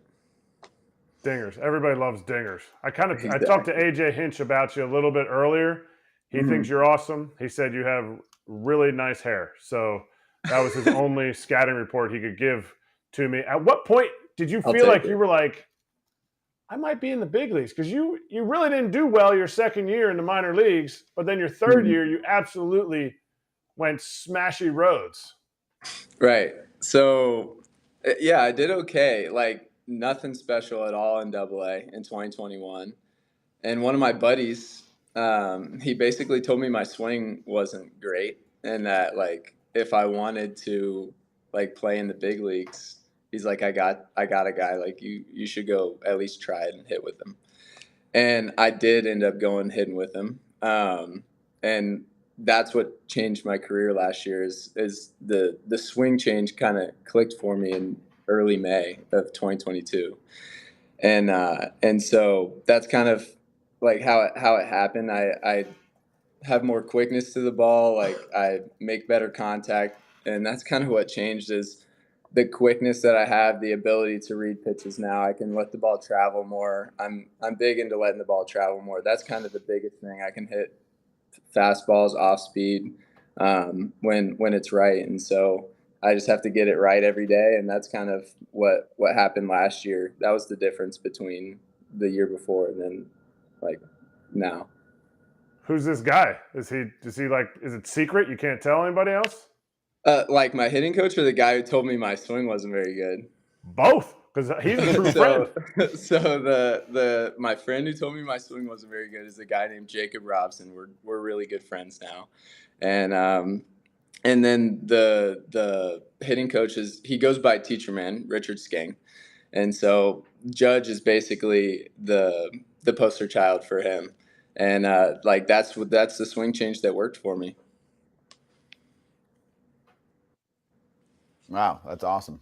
Trust me, he brags about it on Twitter. Who does? I don't have a Twitter. So, Teacher man guy. Teacher man guy? Yeah. Teacher man guy, Brad. Oh, dude. And don't ever question Teacher man guy, whatever his real name is. I don't care. Is that his Twitter? It's something like that. But don't ever question, because then he's like 700 trolls come after you. Like, really? You weren't very good at baseball. And I'm like, I'm better than you, dude. He has trolls that came after he's got all you? these dudes. Oh, man, it's unbelievable. Wait, what? Oh, yeah. Yeah. He knows, dude. Kerry knows, bro. Do not mess with Teacher Man. No, I don't have He's got some dude. I don't know what Teacher's Man handle is, but he's got like some dude with like all these letters after his name, and he just won't stop firing stuff at you. He was telling you stuff. Yeah. That's fine. Yeah. So I don't have a Twitter, but people usually inform me of the things that goes on Twitter revolving him. So I try to stay out of it. You're not missing much. No. Yeah, no. you're better off. Also, Yes, sir. I'm always confused, like what the line is, because whether it's burner accounts from people or just other humans in general, like you weren't good at baseball, so like 2,000 plus hits, like catching, like winning a World Series, like what is the line for humans that are allowed to speak about the game? Before Todd jumps in here, it all started when I said to Judge, when we talked about Volpe, and we said that Volpe and Judge can't hit the same, and then this Teacher Man guy, who's a little buddy, I don't know if it might be the same person, I don't know, was like, what do you mean they can't all hit the same? Everyone has the same swing and blah, blah, blah, blah, blah, blah, blah. And I'm like, dude, I'm just Just say Judge is 6'7" and Volpe's not. Like, fine. Yeah. Also, every He's swing's very not the same. convicted. Yeah, I mean, that's great. I'm glad he believes in his own stuff. Mm-hmm. But we all also learn from different – everyone kind of teaches the same thing, but everyone learns from different cues. And I think Kerry said this is the guy that said the thing that unlocked what he had, right? So everybody learns differently. Todd learned differently than I did. Kratz learned from different things. It's all the same at the end of the day. It's just different verbiage and different drills and different feels. And whoever you got to find, and great for Kerry that he found this guy, right? Because now look what he's done. But everyone's different. It's different ways to get you to the spot you need to be. And, that guy is pretty funny, AJ. I think it's hysterical. But let's move on. I want to ask you a question about Miguel Cabrera, man. How is it his last year? Has he done anything in the clubhouse? Is there you guys working to do something for him? Because, he's only got a month left. So how has it been playing with him knowing it's his last year? It's been so cool to see. It's so cool to see the respect and the love that he gets from other players, other teams that like he's played against his whole career. Like when we went back to Miami, like where he started his career, that was one of the most special weekends of the year. And he is great, and I love watching like him go about his business even now. It's pretty special to watch, and he'll take us under his wing a little bit, and he'll give us advice. And sometimes the advice is just like, dude, just get some hits the other way. And I'm like, man, if it was that easy, like I'm trying. But I love when he'll just give us any kind of wisdom. But even just watching him go about his business, even in his last year, like doing it for so long, it's pretty special. You got a bunch of young guys on the team. You're still one of the young guys. Who gets on the mic? Who gets on the mic and calls dudes out? Is that Miggy? No, he doesn't actually. I'm trying to think. It's actually Jake Rogers, our catcher. So he's usually that guy for us. Miggy will do a good amount of it too, but. Does Miggy have any good lines? Like, what do you mean? Like, I don't know, any go-to phrases, or has he told any funny stories? I mean, he played with a bunch of dudes. I mean, I think he probably started playing when you were like a few years old. Yeah, I think I was probably like 6 maybe when he made his major league debut and won the World Series. But some of his my favorite stuff that he says is just the fact that hitting seems so easy for him. And like the way he talks about hitting, where some of his advice is like, I'll ask him how he did it, like how he hit so well for so long, and what he was like his Triple Crown year. And he's like, I was just looking for the fastball. And I was like, oh man, well, you hit fastballs, changeups, sliders, curveball, everything. So like sometimes his advice is pretty special, like to him. I'm like, man, like it must have been pretty nice to be like that throughout your whole career in the best league in the world. Well, Kratz, isn't that just bad advice? Like if we're calling it on our show, 1 in a billion advice, because what he does and what's working for him ain't going to work for most people, right? Mm-hmm. Absolutely. That's the funny part. I'm sure Kerry's like, you did what? Because there's some dudes who are like, yeah, man, you just see that pitch in. When it's in, you just go bam, and you just hit it. Yep. You just hit it like that, and you're like, that's not applicable for me. I was like, yeah, I've tried to do that sometimes, but man, it's not as easy as you just made it sound. And you're having a great year. You're like, and so you're one of the elite ones. Hey, I'm gonna take you to the Acuna thing. What happens if a fan comes on the field exactly like Acuna? What are you doing? I don't know. I've heard advice, because I've never been in that situation. I've heard advice to like get away, to like not put your hands on them, because who knows what they're trying to do, or like if they're trying to like, I don't know, make you push them down and then they sue you for assault or something crazy. So I don't know. I think I would try to avoid it as much as I could. I've actually not seen that video, but I heard that what happened, and I'm like, I don't really know exactly what to do. What happens if one of your teammates gets attacked? Are you coming over to save Riley Green, or are you like, Riley, I think I'm going to stay back here? No, I think at that point we're all going after him. Even if it's Parker Meadows? Even if it's Parker Meadows. Okay, fair. Hey, Kerry, He could outrun anybody, though. Hey, you're from Eustis, dude. You ain't letting no dude. You're fighting in Eustis. Now, come on, That's what I'm Eustis, saying. Florida. That's what I'm saying. It's in our blood. Yeah. I mean, dude. People don't know. We talked with Singer about this. I'm like, dude, you're from like redneck Florida, dude. That's not like. He is. He was talking about his big truck, and I told Scott, I go, Scott, dude, that's like, I don't know what it would be in Jersey for you guys, but I mean, it's like kind of the outskirts, where the good old boys are. And Brady, I'm like from Eustis, the town. Brady is from like the woods of our town. He's from the outskirts of Eustis, so he's even more of a country boy. The woods of the woods. The woods of the woods, exactly. That's good to know. That's good intel. We're going to be with some him. dude runs up to him. He's dropping gloves and like. Yeah. Oh, straight up. I'm from the woods of Eustis. Yeah, exactly. Hey, Kerry, I got a couple more for you, dude. So first off, Parker Meadows just came up, had a big ass week. His brother's in the org too, which I know he's going through it right now. But for Parker, how cool was it to see what he did? And also, I heard him on an interview the other day, said he had never had a walk-off.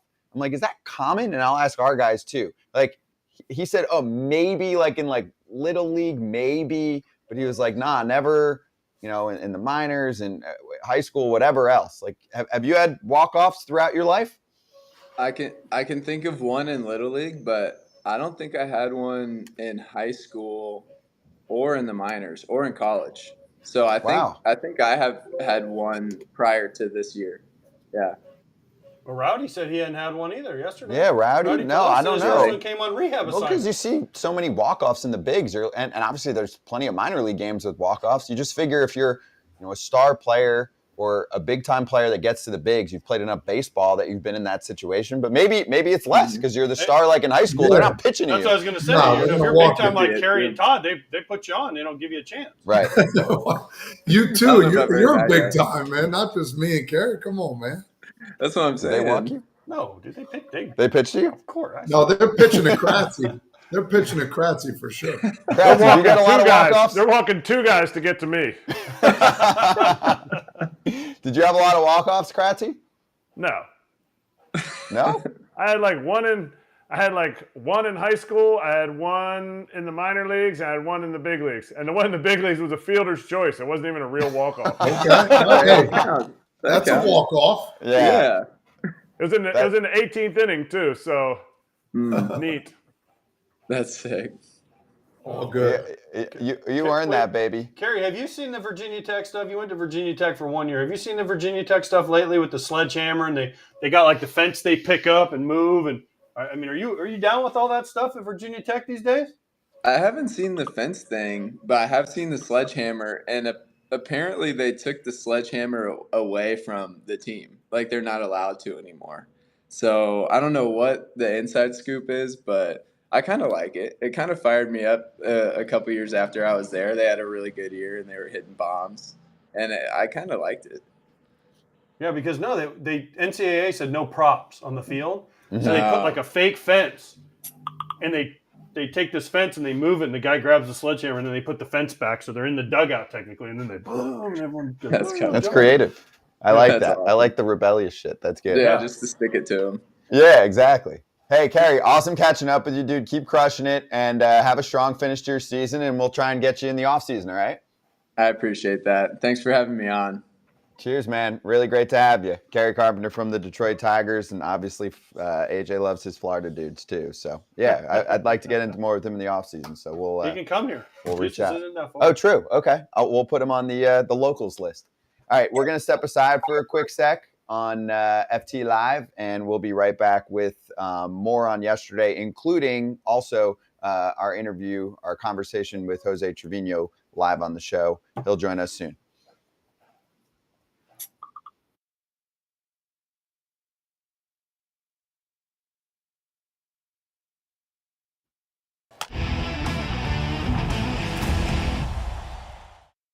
Pierzynski, Kratz, Braun with you. Best guest list in the biz. No other baseball show does it like this. It's only been done 24 times in Major League history. There are no hitters, and then there are perfect games. And the Yankees thumped the A's 11-0. Pitchers to throw a perfect game against the A's.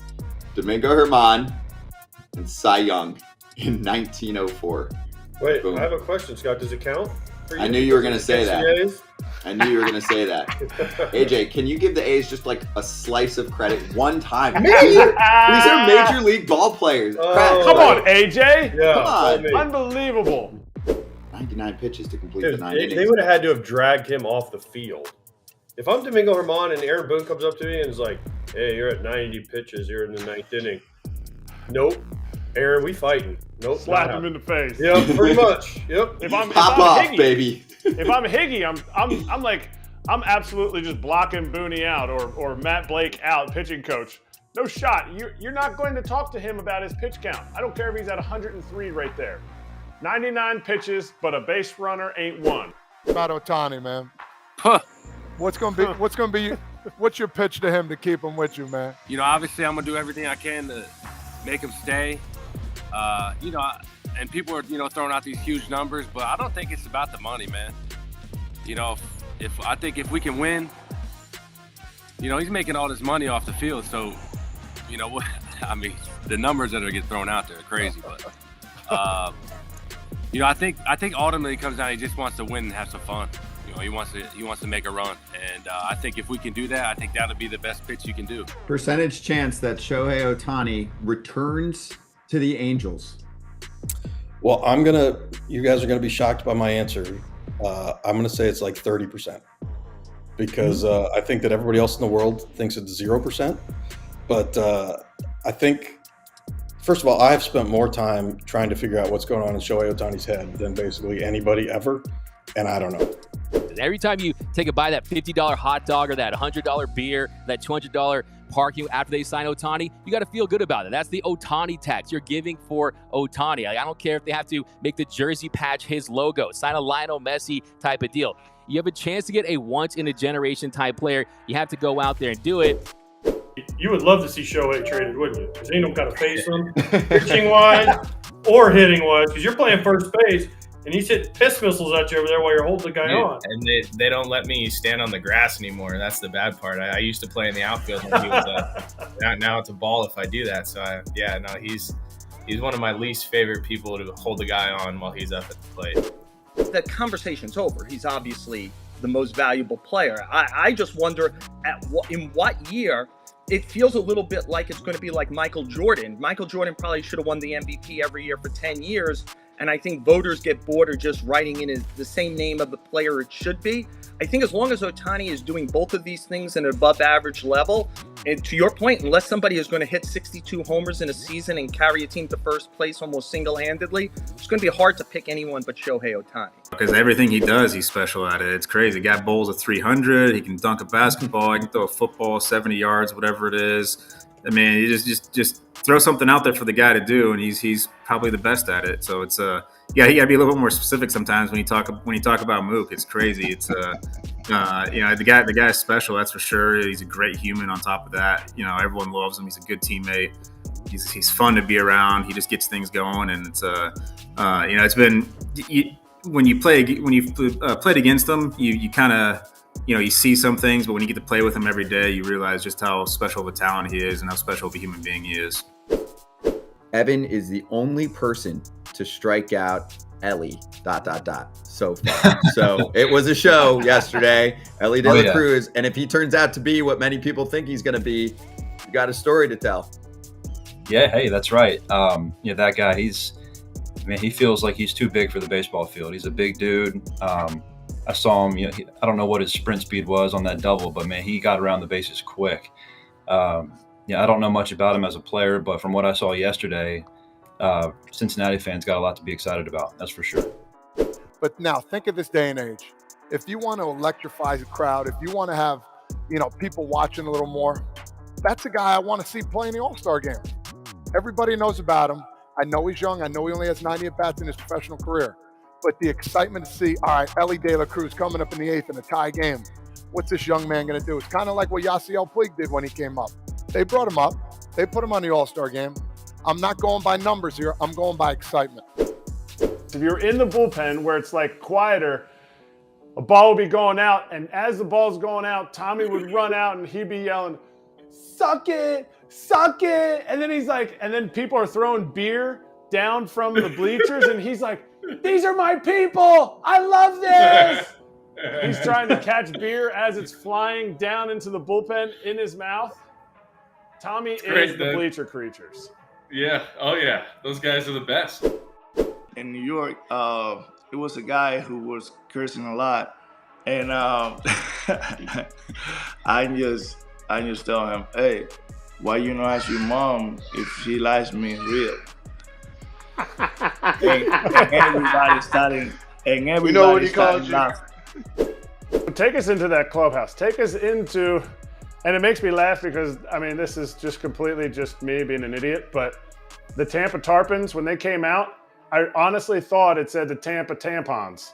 I know, and have you ever and made like that a million mistake? other people, like of all the teams, you know, you're just like, shit, like Cash called me and I'm like, could you just have put me with a different team or like what, you know, it's like anyone else except for this, like Tarpons, it's just too easy, you know?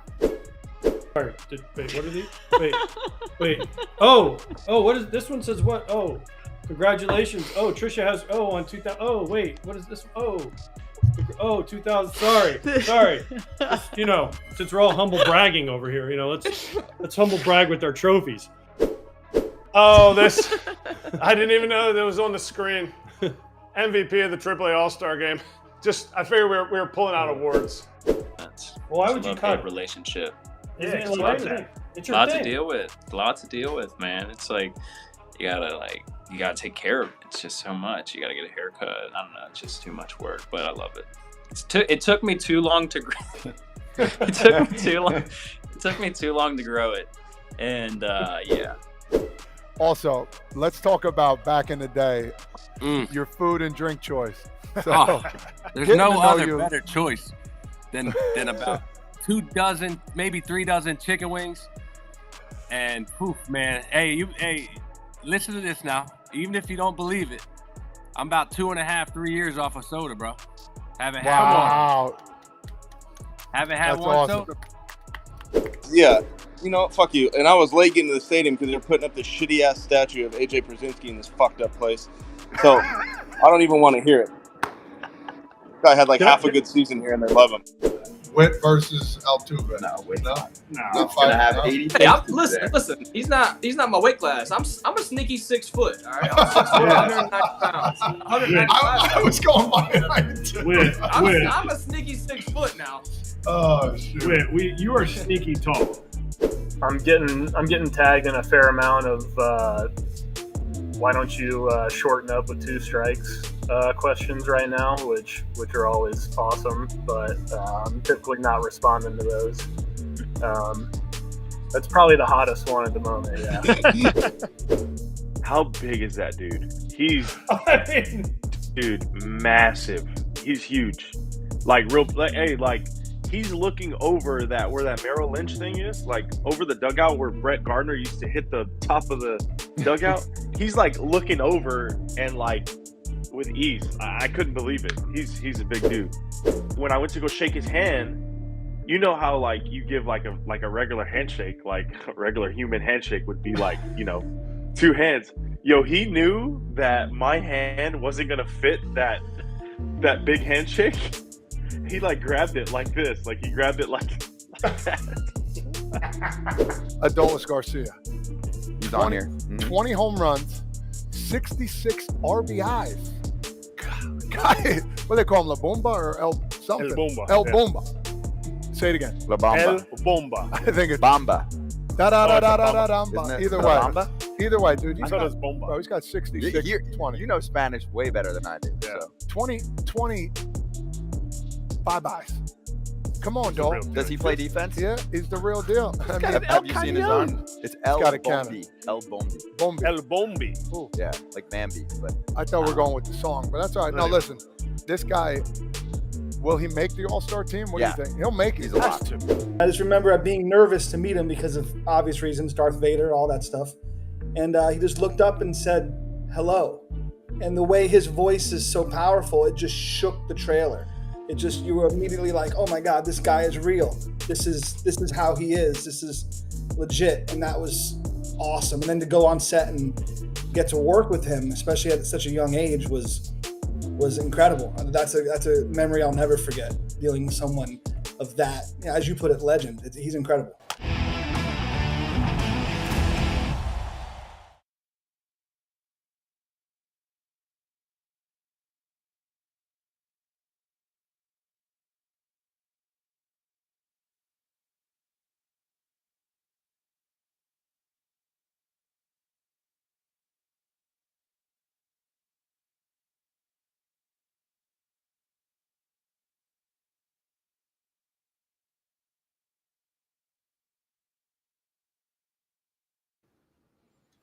Back on FT Live, Braun, Pierzynski, Todd Erik Kratz, and Jose Trevino joining us in just a moment here. Had a good chat with Kerry Carpenter if you want to listen back to that.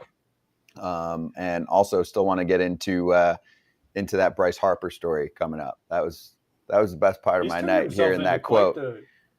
Harper's turned himself into people were like, man, this guy's not a very good dude. He's turned himself into like a fan favorite, like for everybody, not just Philly fans, which is awesome. And that was a clown statement by some people too. Like he is very well liked in Philly. That's why I said that. I know. You should have seen him at the Little League World Series when they came through, man. He brought his emotions to tears talking about his kids, man. He's a different dude, man. Everybody's enjoying him, man. He's doing his thing. Dude, he's likable. He's in front of the camera. He doesn't say the same shit over and over. Like, he is great for the game. I was responding to some people yesterday on Twitter. I said, he is baseball entertainment royalty in today's game because he's entertaining to watch. He's entertaining to listen to. We'll go over that quote coming up in just a few on FT Live, but he's not just going through the motions. Like he's representing the city. If only we had somebody from foul territory in Philly. If only we had someone on the ground. Bank Park that was actually in the stadium that could have gotten him to come on, Todd. If only we had two people to do that. John Kruk, maybe. I don't know. And we get Trey Turner on. He hits 4 homers and like 2 at bat. Right. So we didn't want to take up Trey's time. We didn't have time for everybody. We'll get Bryce when we get a good chunk of time. Sorry if Bryce was third on our list. We got Nola, we got Trey. Sorry. Sorry about it. It's only a 2-hour show. If you guys want to work overtime, then we can see if Bryce wants to come on. I said, where's Bryce? We'll stay. You guys said, we have to go get cheesesteaks and Krabby Fries from Chicken Pete. Definitely wasn't me. That was not me saying that. Do you think they would give you a cheesesteak if you asked for a cheesesteak with no roll and no cheese? Or onions? You got to have. You talking to me? I'm talking. I mean, everybody else can eat onions, cheese, and a roll. Yeah, I'm going to be a hard no on all that stuff. But give me a big fat steak. What? I do have to say, something about the bread in Philly is different. It's just different. Oh, yes. It tastes better? Yeah. Like you can go to anywhere else and get a cheesesteak, and then you go to Philly, and it's something about the bread. Like the meat's the same. Everything else is the same. The whiz and the non-whiz, whatever you get. But the bread is what makes it good. That's all East Coast, big dog. The bread is the best up here. I mean, I live on the East Coast. It ain't the same bread. Northeast. Oh, Northeast. Northeast, not East Coast. You know what I meant. Yeah, Florida bread, Florida bagels versus Northeast, not the same. Yeah. Take it from me. I'm a bread expert. Have you been to Einstein's? I did all the time. Back in the day. New sponsor. Brugger's? Have you been to Brugger's?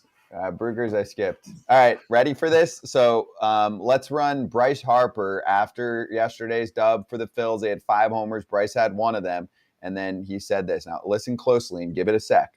We're just trying to keep things going, understanding. Anytime I'm out there, I just try to have good at-bats. And it's funny, I was driving in today and, I'm listening to WIP like I do a lot, the 2 o'clock hour.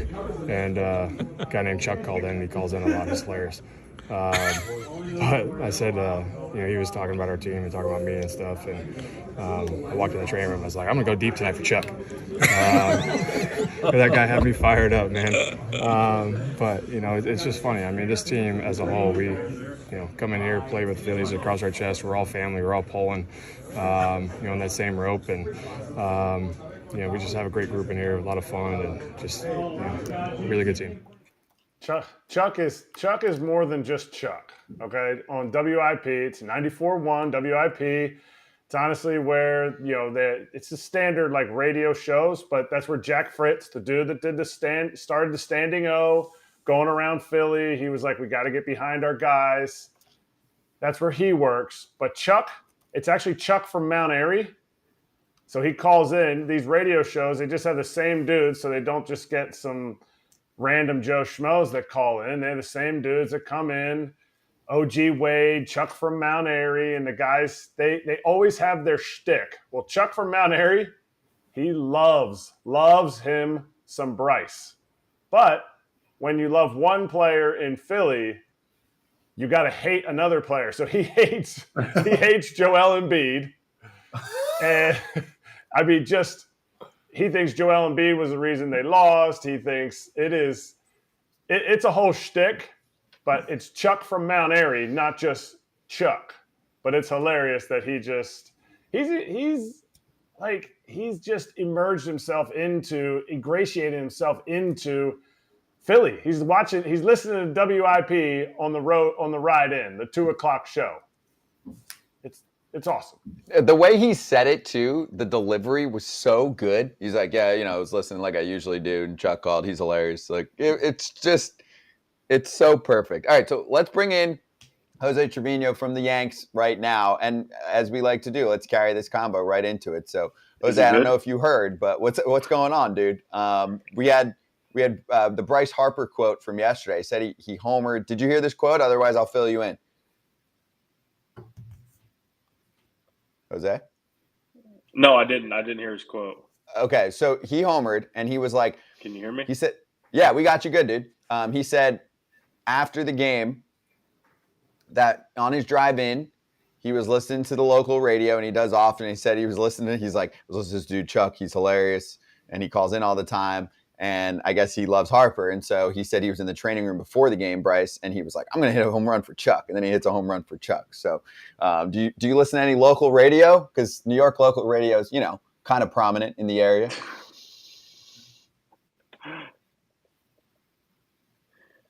No, I'm more of a music guy myself. I don't really listen to the radio. I don't know, I don't know when's the last time I listened to the radio. Period. No radio. WFAN? Isn't that the one in New York? Yeah, but for baseball, that's not their forte. But so what are you listening to then? What's your go-to? How long's your drive to the ballpark, and what do you got playing usually?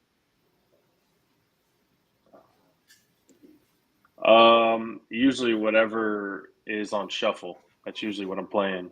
Whatever I click on shuffle, that's kind of what we go with. Or I'll just call my family, see what everybody's up to, kind of hanging out. But no, just either music, but I haven't listened to the radio in a long time, like the actual radio. Hey, so forget about the radio. You gotta put 90s rap on. That's the bottom line. Get the juices flowing to me. Bro, I heard you were a shortstop in college. What is that about? You never told me this. Yeah, I was a shortstop in college. What happened was actually, our infielders were having some trouble. They were kicking the ball around a little bit, and the coaches came up to me. I was actually struggling my junior year, the pressures of I'm getting drafted. And they were like, "Hey, would you mind going and playing shortstop for us? We're kind of struggling." I was like, "Sure, let's try it." I haven't played shortstop in forever, so I was like, "All right, let's do it." Wow. Russ Dorsey was the one that came up. We talked to him earlier. Russ said you guys went to Oral Roberts back in the day. Yeah, I was his first interview. I think I was his first interview ever. Yeah. I think. Yeah. Was that it? Yeah. I still remember. I think he has a picture of it too. I think he has a picture of he's interviewing me. outside the clubhouse because I remember the coaches were like, "Hey, someone wants to talk to you." I'm like, "Dude, what? We're at Oral Roberts. Like, who wants to talk to me?" Like, and they were like, "No, it's like the school, I'm like, "Oh, okay, like I'll go out there." And then Russ was out there with his backpack on. He carried this huge backpack, like he was hiking, like a backpack. And then he had his little tape recorder, and he was like asking me questions. So he did a good job, though. I thought he did a really good job. That's crazy. What's the next steps for you with your hand, man? Are you? I know you're rehabbing, doing all that stuff. What's the next steps? Yeah, I think I'm gonna start gripping a bat soon. You know, oh yeah, gripping a bat. Something like this, there? one of these right That's here. That's my bat. That's the famous Todd, Todd Father bat. Hey, AJ, that's the Giovanni Soto model right there, bro. Oh, geez. Yeah, I swiped it. I swiped it from him. I said, "Hey, I'm taking this bat since you only gave me one shoe. I need something else." Wait, Kratz, what do you got? You got the same bat? I got the Todd Father right here, except mine's got his autograph on it. Yours got his autograph on it there, Jose? No, just his game used pine tar. Look at this thing. It's disgusting. I got that. I got Trash. that game usedness. And for some reason, there's a bunch of marks over here, like close to the handle area. I don't know why. Though. It's kind of weird. Yeah, my son was using that bat when he was younger. He didn't know how to hit the barrel. Bam, bam. Bam. No, I'm making some strides, man. I'm actually like starting to move forward. I get this brace off in a couple weeks, and I only have to wear it like when I sleep and when I'm in crowds. So it's going well, man. It's slow, but it's going well. Like kind of just like it sucks because I want to be playing, I want to be out there, but you know this is like a process, man. I just got to be patient with it, and the therapy's the crazy stuff that I got to do. So yeah. You got to wear it when you're in a crowd? Like what kind of crowd? You going to like a EDM concert? You going? No, like you know, like if I'm in the clubhouse, I got to wear it. If I'm in the dugout, I got to wear it. If I go shopping, I got to wear it because like if someone nudges me and my wrist turns, it's not a good thing. Now, when you do the rehab, you squeezing a lot of balls? No, Todd. No, I'm not squeezing any balls right now, Todd. Not squeezing any balls. I'm no strengthening yet, Todd. But that's sooner or later. You know. That's part of the rehab process. That's all.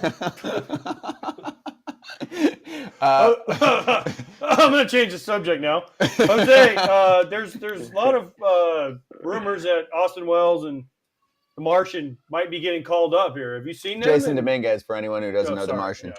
Sorry, Jason Dominguez. I mean, have you heard anything in the clubhouse? I mean, are you looking if they come? Are you ready?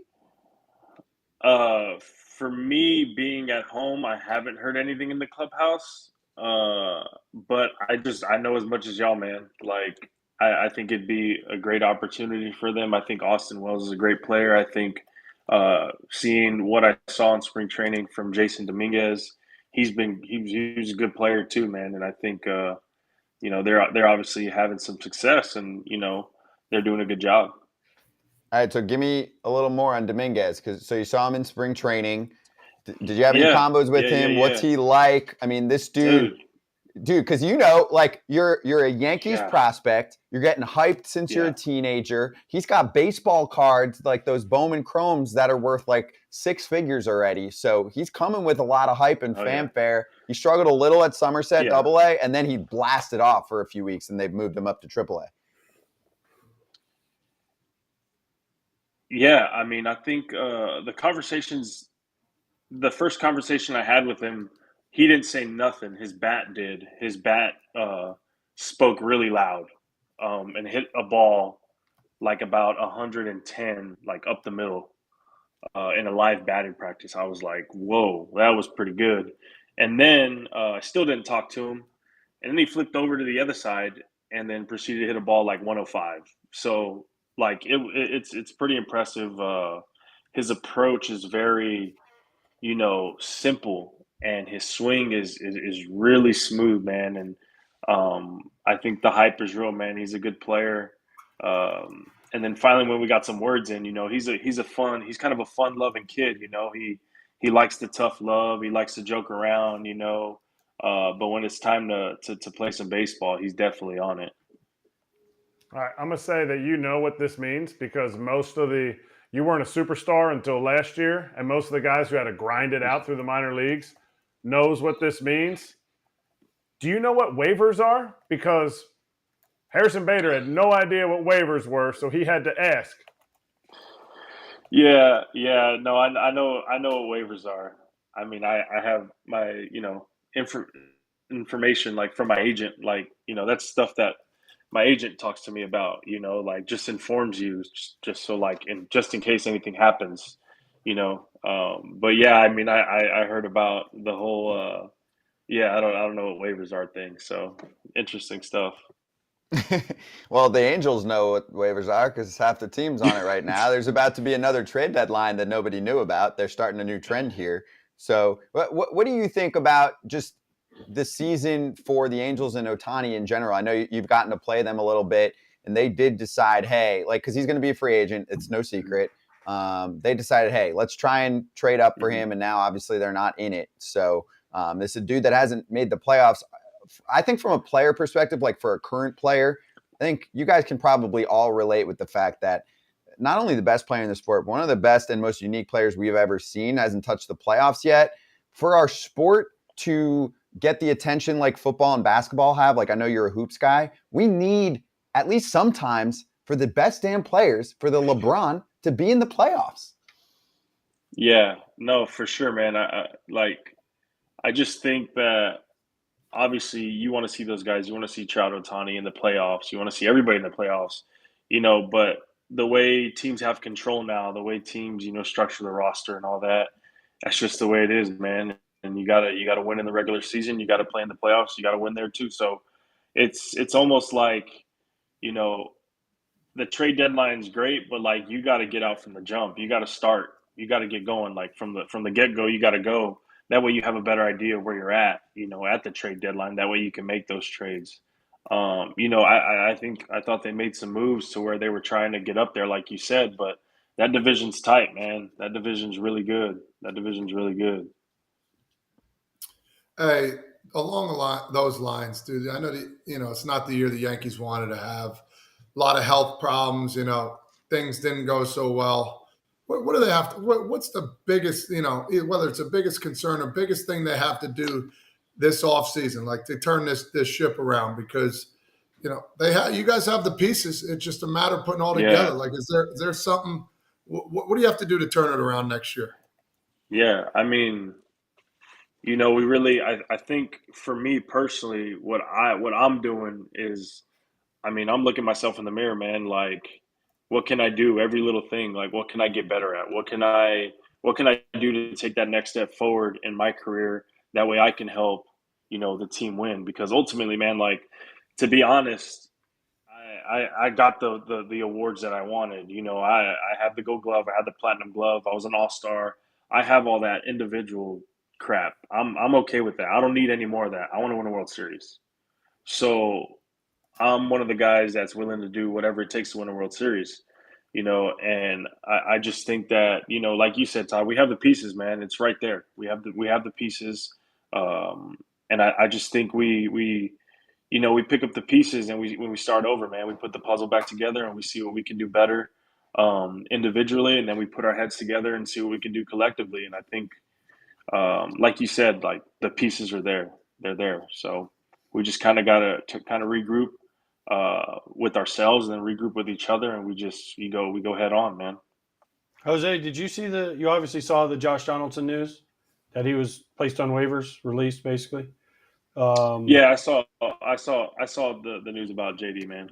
Yeah. Do you think that it was I hate to say this because I know Josh and I like Josh, a personality thing? Because he kind of went on the IL with the calf, and then like less than a week later, he's out there taking ground balls and taking BP, and they just put him on the 60-day IL. Do you think there was something where he was like, dude, activate me? I have no clue. I figured that was going to be your answer. No, my thing is though, is he on the 60 day? They put him on the 60 day, and he was out there like less than a week later. Oh, this was a while back. This though. was a ways Yeah, back. because I'm saying now the reason I think he gets cut is because he can actually potentially join a team and be on a playoff run. Yeah. For him, you know. Yeah, but also at the same time, Yeah. I mean, Jose No, man. He's. I shot him a message. And was like, thanks for everything, man, because he's a good dude. Like, he has a lot of knowledge, man, and the things that he's done in this game, MVP. Playoffs. He's done a lot of stuff in this game, man. And to have that kind of knowledge and to kind of like pull him aside and be like, yo, JD, like, what do you think about this? What do you think about that? He has knowledge of that kind of stuff. And y'all know everybody who's played this game, like, you want as much knowledge as you can, especially from people that have done it at like an elite level. I want that information all the time. And I felt like JD was like that. And I felt like if I had a question for JD, he was right there like, yeah, man, I think like, give you a well thought out answer, and an answer which is from experience, which is always what we want in this game. I mean, I think he'd probably get picked up by a team if he's trying to play. Like the Jays just got 2 injuries to the left side of their infield. Used to play there. And you can speak to this, Jose. Obviously, Josh will be the first person to say, because he's a pretty straight shooter, I didn't hit like I should have with the Yanks. That's no damn secret. His glove, though, is still one of the best in baseball at third base. Yeah, man. He can freaking pick it, man. I give him crap all the time. Like, he'll tell me, like, oh, you weren't in a home run derby. We'll go back and forth, and I'll be like, you don't have a platinum glove. What do you got? But he's damn good. When he was rehabbing, he was actually sending me pictures of him using my glove to play catch, and I'm like, hey, man, take your hand out of there. You don't deserve that. Kind of just teasing and stuff. But no, man, he can freaking pick it, man. He can pick it. He can really pick it. Agreed. Yeah, that didn't go away. He was a catcher. Do you know he was a catcher? That's right. Hey, let me. Oh yeah, I remember I played in Stockton, and they had his freaking picture everywhere. Stockton, the college? Oof. No, the ports, man. Stockton ports. You wouldn't know, man. That's probably it's the bushes. He didn't know about that. Your time. Yeah. You don't know about that Todd stuff. Spent some time in the bushes. I was there for 4.5 years. Yeah. Come on now. Yeah. He said Stockton College. Yeah, I mean, who knows anything about Stockton ports? Come on, man. Yo, Todd, Nolan Shanwell, who spends 5 minutes in the minors, and he's already. I can't wait to make fun of him when we bring him on. The Angels, dude. We're gonna be like, yo, what do you know about the bushes? About as much as I know about the bushes. Hosey, them Cowboys ain't looking too good again this year, are they, huh, kid? The season didn't even start yet. Come on, kid. Trey Lance is coming through, man. Bye, Dad. Bro. Bye. Hey, who's your starting quarterback? You already know who it is. Without laughing. Say it without laughing, bro. Come on. Be serious. That's AJ's team too, man. We're on the same boat. I don't care. You can say it too, AJ, if you want to answer for I ain't a Bucks fan. What? I'm not a Bucks fan. Bears, dude. Bear down. I'm not a Bucks fan. What? I love it. No. I love it. I'm not no Bucks fan. I mean, I hope Kyle Trask gets to play, but I mean, they got freaking Baker Mayfield now. The Bucks? The Bucks have, yeah, exactly. Scott can't even hear without laughing. Scott, come on, man. I just like dudes that are good sound bites. Baker's a good sound bite. So I don't give a shit about what anyone does with anything. So cool. Well, I'm in. all I know is, how about them Cowboys? Yeah, that's right. That's right. They're going down again, man. Season hasn't started. Come on. Jose, great catching up as always, dude. Keep us posted on the rehab, all right? Thank you, guys. I appreciate it. We'll see you. Cheers, man. Stay strong, dude. Jose Trevino of the New York Yankees with us on FT Live. Todd, the only person in my family that liked the Bucks was my wife when Tom Brady was there.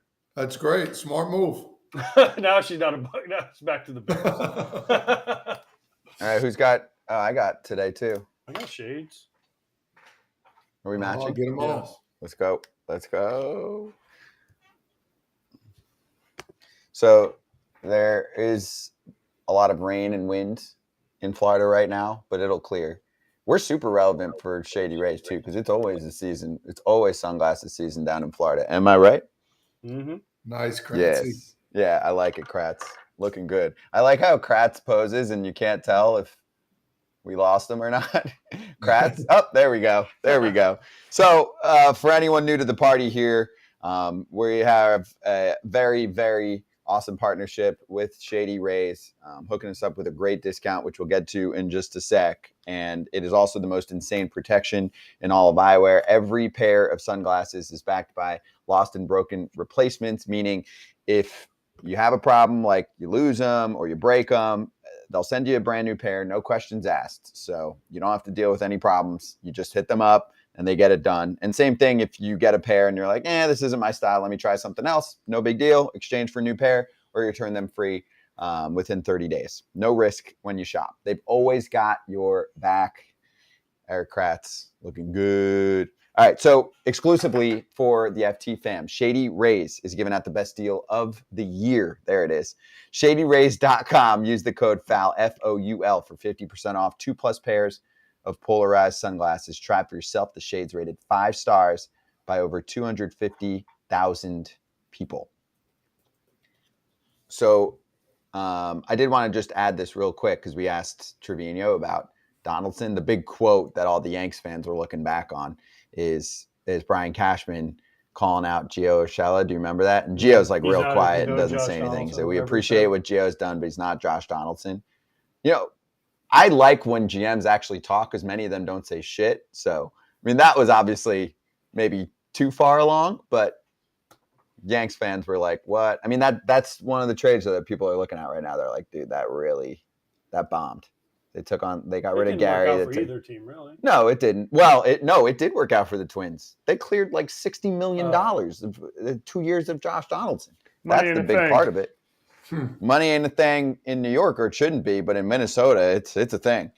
All right, so Legends territory is up there right now for the LT fans. Ozzie Guillen, great timing to have him on with AJ and myself. So we've got a little piece of that one. It is up on podcast form right now. So Apple or Spotify, if you want to listen to it, and it premieres on YouTube tonight if you want to watch Ozzy pop off at 6:00 Eastern time. So let's run a little sneak peek. The way you should be playing, you're not playing. Easy as that. I don't care who you are. You Pantera, you Eloy, you Moncada, you Grandal, you Benintendi, whoever it is.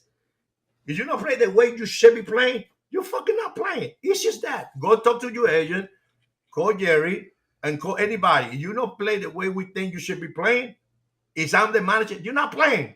Not playing. I call people from the minor league. I said, this guy tried to play hard for us. That's one reason about, not because it's next to, in the computer. A lot of people are about AJ, bro, is any manager. I don't know. AJ play for different managers. I don't care. It's about players like AJ show up every day to fucking play the game the way he played the game.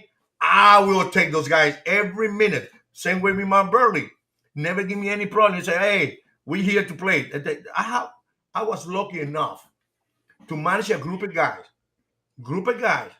They know how to play together. They know what they worry about it. They get in their ass each other. They don't need Ozzy to take the TD out. Say, okay, baby, here he is. I'm sorry. Oh, my baby, so you got gas? No. The players take care of their own problems. My coaching staff was amazing because they went by the business the right way. And I was the bad guy. That's like in that group, I think I'm the ones like, man, Ozzy, you're fucking it up for us. But that's the way it's nowadays, man. Watching the game every day, I curse more of watching the game than any time in my life. And I curse every 2 minutes.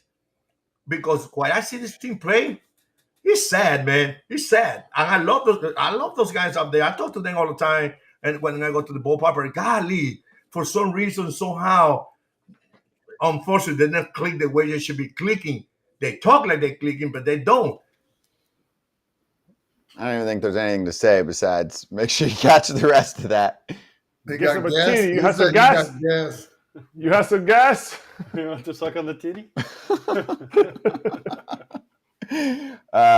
Legends territory up there. There you go. Right now on pod and premiering on YouTube on the Foul Territory YouTube channel at 6:00 Eastern. Ozzie Guillen on, I think for me, the most interesting part, the fact that he kind of wants to still manage the White Sox. And first of all, they have a manager right now, but It's Ozzy being Ozzy. He wants to take over. Like, it's just funny. He's on there pre and post, and he's like, "Fuck it, I want to manage this team." I mean, he does not hold back. Right. No, he is a straight shooter. He is that pre and post is the most.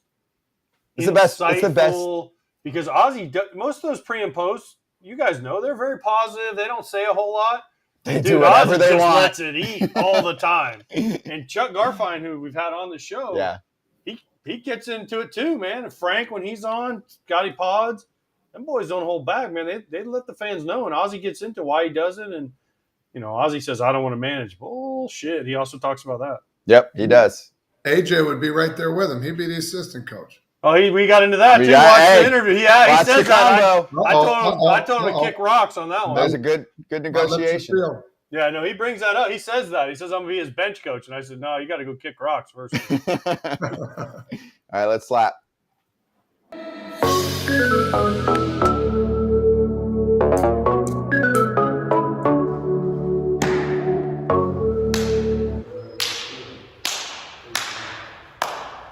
on, before we even dig into this, this reminded me of something. Fraze, you and I, we threw first pitches, right? Opening day? Yep. Kratzy threw a first pitch the other day at Somerset. Homie didn't get on the rubber. He was way. They didn't let him. They didn't let him. Erik Kratz, just watch your ass on defend out there. yourself, Kratz. Are you kidding me? I got nothing to say, man. I told the guy. He goes, the mic guy, I go, hey, I'm going to get up on the rubber. He goes, you are not allowed. Nobody's allowed to touch the rubber. I was like, dude, I never played here, but I played. Like, it's not just kids. He goes, nobody's allowed up there. First kid, I was like in a row of like 5 people. First kid, he strolls right up the mound, ready to throw, and he goes, hey, you can't throw from there. He turns around and looks at me. He goes, don't even try it. Oh. Wow. You're going to let somebody talk to you like that? I got pumped so bad. Like, oh my God. No shot. I knew, and I told Scotty, so we didn't do it. I told Scotty, I am going to get so much crap for this. I God. thought about throwing the ball out of the stadium, but he threw a BB for a strike. Yeah, but yes, from BP I get distance. it. I get it. Kratz hats, what do you got? Back in the day, my senior year, our hats from my senior year. A little bit of sweat on these things. That's what it takes to graduate from college. Is that Speed Racer? What is the logo there? It's for Royals, but we took the Rusty. Remember Rusty? We took that logo. What's that? The surf company. Rusty's. The surf company. First of all, you still have a hat from high school? Yeah, he's a legend. College. He keeps his stuff. Oh, college. I got one from. I can't wear it because it doesn't fit and it's broken. I got one from 1992 round robin. Look at this, John. That is incredible. What is that? Like, what is that? What's round robin was like? It was like the little league. Like it was little league round robin. It was a round robin team. You had to make it through. You have to make it through round robin to make it to like whatever districts and states and all that stuff. That is an incredible hat. There's a lot of birthdays. I just want to throw one out there because my fam just met him the other day and he said he's a big fan and wants to come on. Taylor Hearn, happy birthday. And also tomorrow, aka Thursday, Brandon Belt, Lane Thomas, and a very special writer guest. I don't know if I'm going to say it yet, but special writer guest. Is Brandon going to show up? No show Jones. You can say again? it. No, he's coming on. He's coming on. You can give him shit for it because you know Brandon, the personality. I don't know him at all. Really? I do. He felt terrible. He's like, I'm the worst. I can't believe it. He texted. He got my phone number and texted me, and he was apologetic, but we're definitely giving him a hard time. I got to say happy birthday to Cliff Lee, too. The only pitcher that I ever told in the offseason I was going to hit a home run off of him, and then the next season I hit a home run off of him. So nice. Hey, AJ, Wayno's birthday is today, too. Did you know? I know. I texted him. I wasn't going to throw it out there because Wayno's got to come on for his birthday. I mean, Wayno, he's every a time media I darling. the show, he goes radio silent on me. That's I don't know fair. what happened. That's not right. It's true. He's about to enter our world, too. So Yeah, true. He's about to be a broadcaster. And by the way, tell Brandon Belt that Trey Turner, he hit another homer today. Since he's come on, he's hit 7 homers in 2 games. So wow. Brandon Belt needs to get hot with them Trey boys. Turner is suddenly the best player in Major League Baseball. He's back. Okay, we have AJ and Hawk in the booth together. Watches. Nice. How does he say he didn't see that? Yeah, Hawk he put was his seeing hand it. up. He wasn't catching it, I promise you. Wow. For the podcast crowd, we show AJ with a nice left-handed grab and a little bow to the crowd sitting next to Hawk Harrelson. He didn't see that? He put his hand up. When I'm like, heads up. Yeah. And he I think he saw it when it got close. Yeah. Dude, I was doing the game with him. He didn't even, the players, he didn't know who was on the field. So you think you could see a ball coming at him? No. The legend grows. The legend AJ's does grow. legend in Chicago grows. The new Northsiders. That's right. Soon. The North Side White Sox, South Side Gummy Bears. That's amazing. One more. Michael Brantley, welcome back, dude. We found Michael Brantley. 14-month absence, injured. He's back. Watch. He's going to be like World Series MVP or some shit. You know it. We'll get into more Brantley Astros talk. He's not going to come on the show. He doesn't. Actually, he's a good interview, but I don't know if he'll. He's been there. Okay. Do you know him? Yeah. All right. So let's get him on now that he's back. Anyway, we will see you on Thursday. Lots of big guests. Good writer guests coming on Thursday, too. See you then.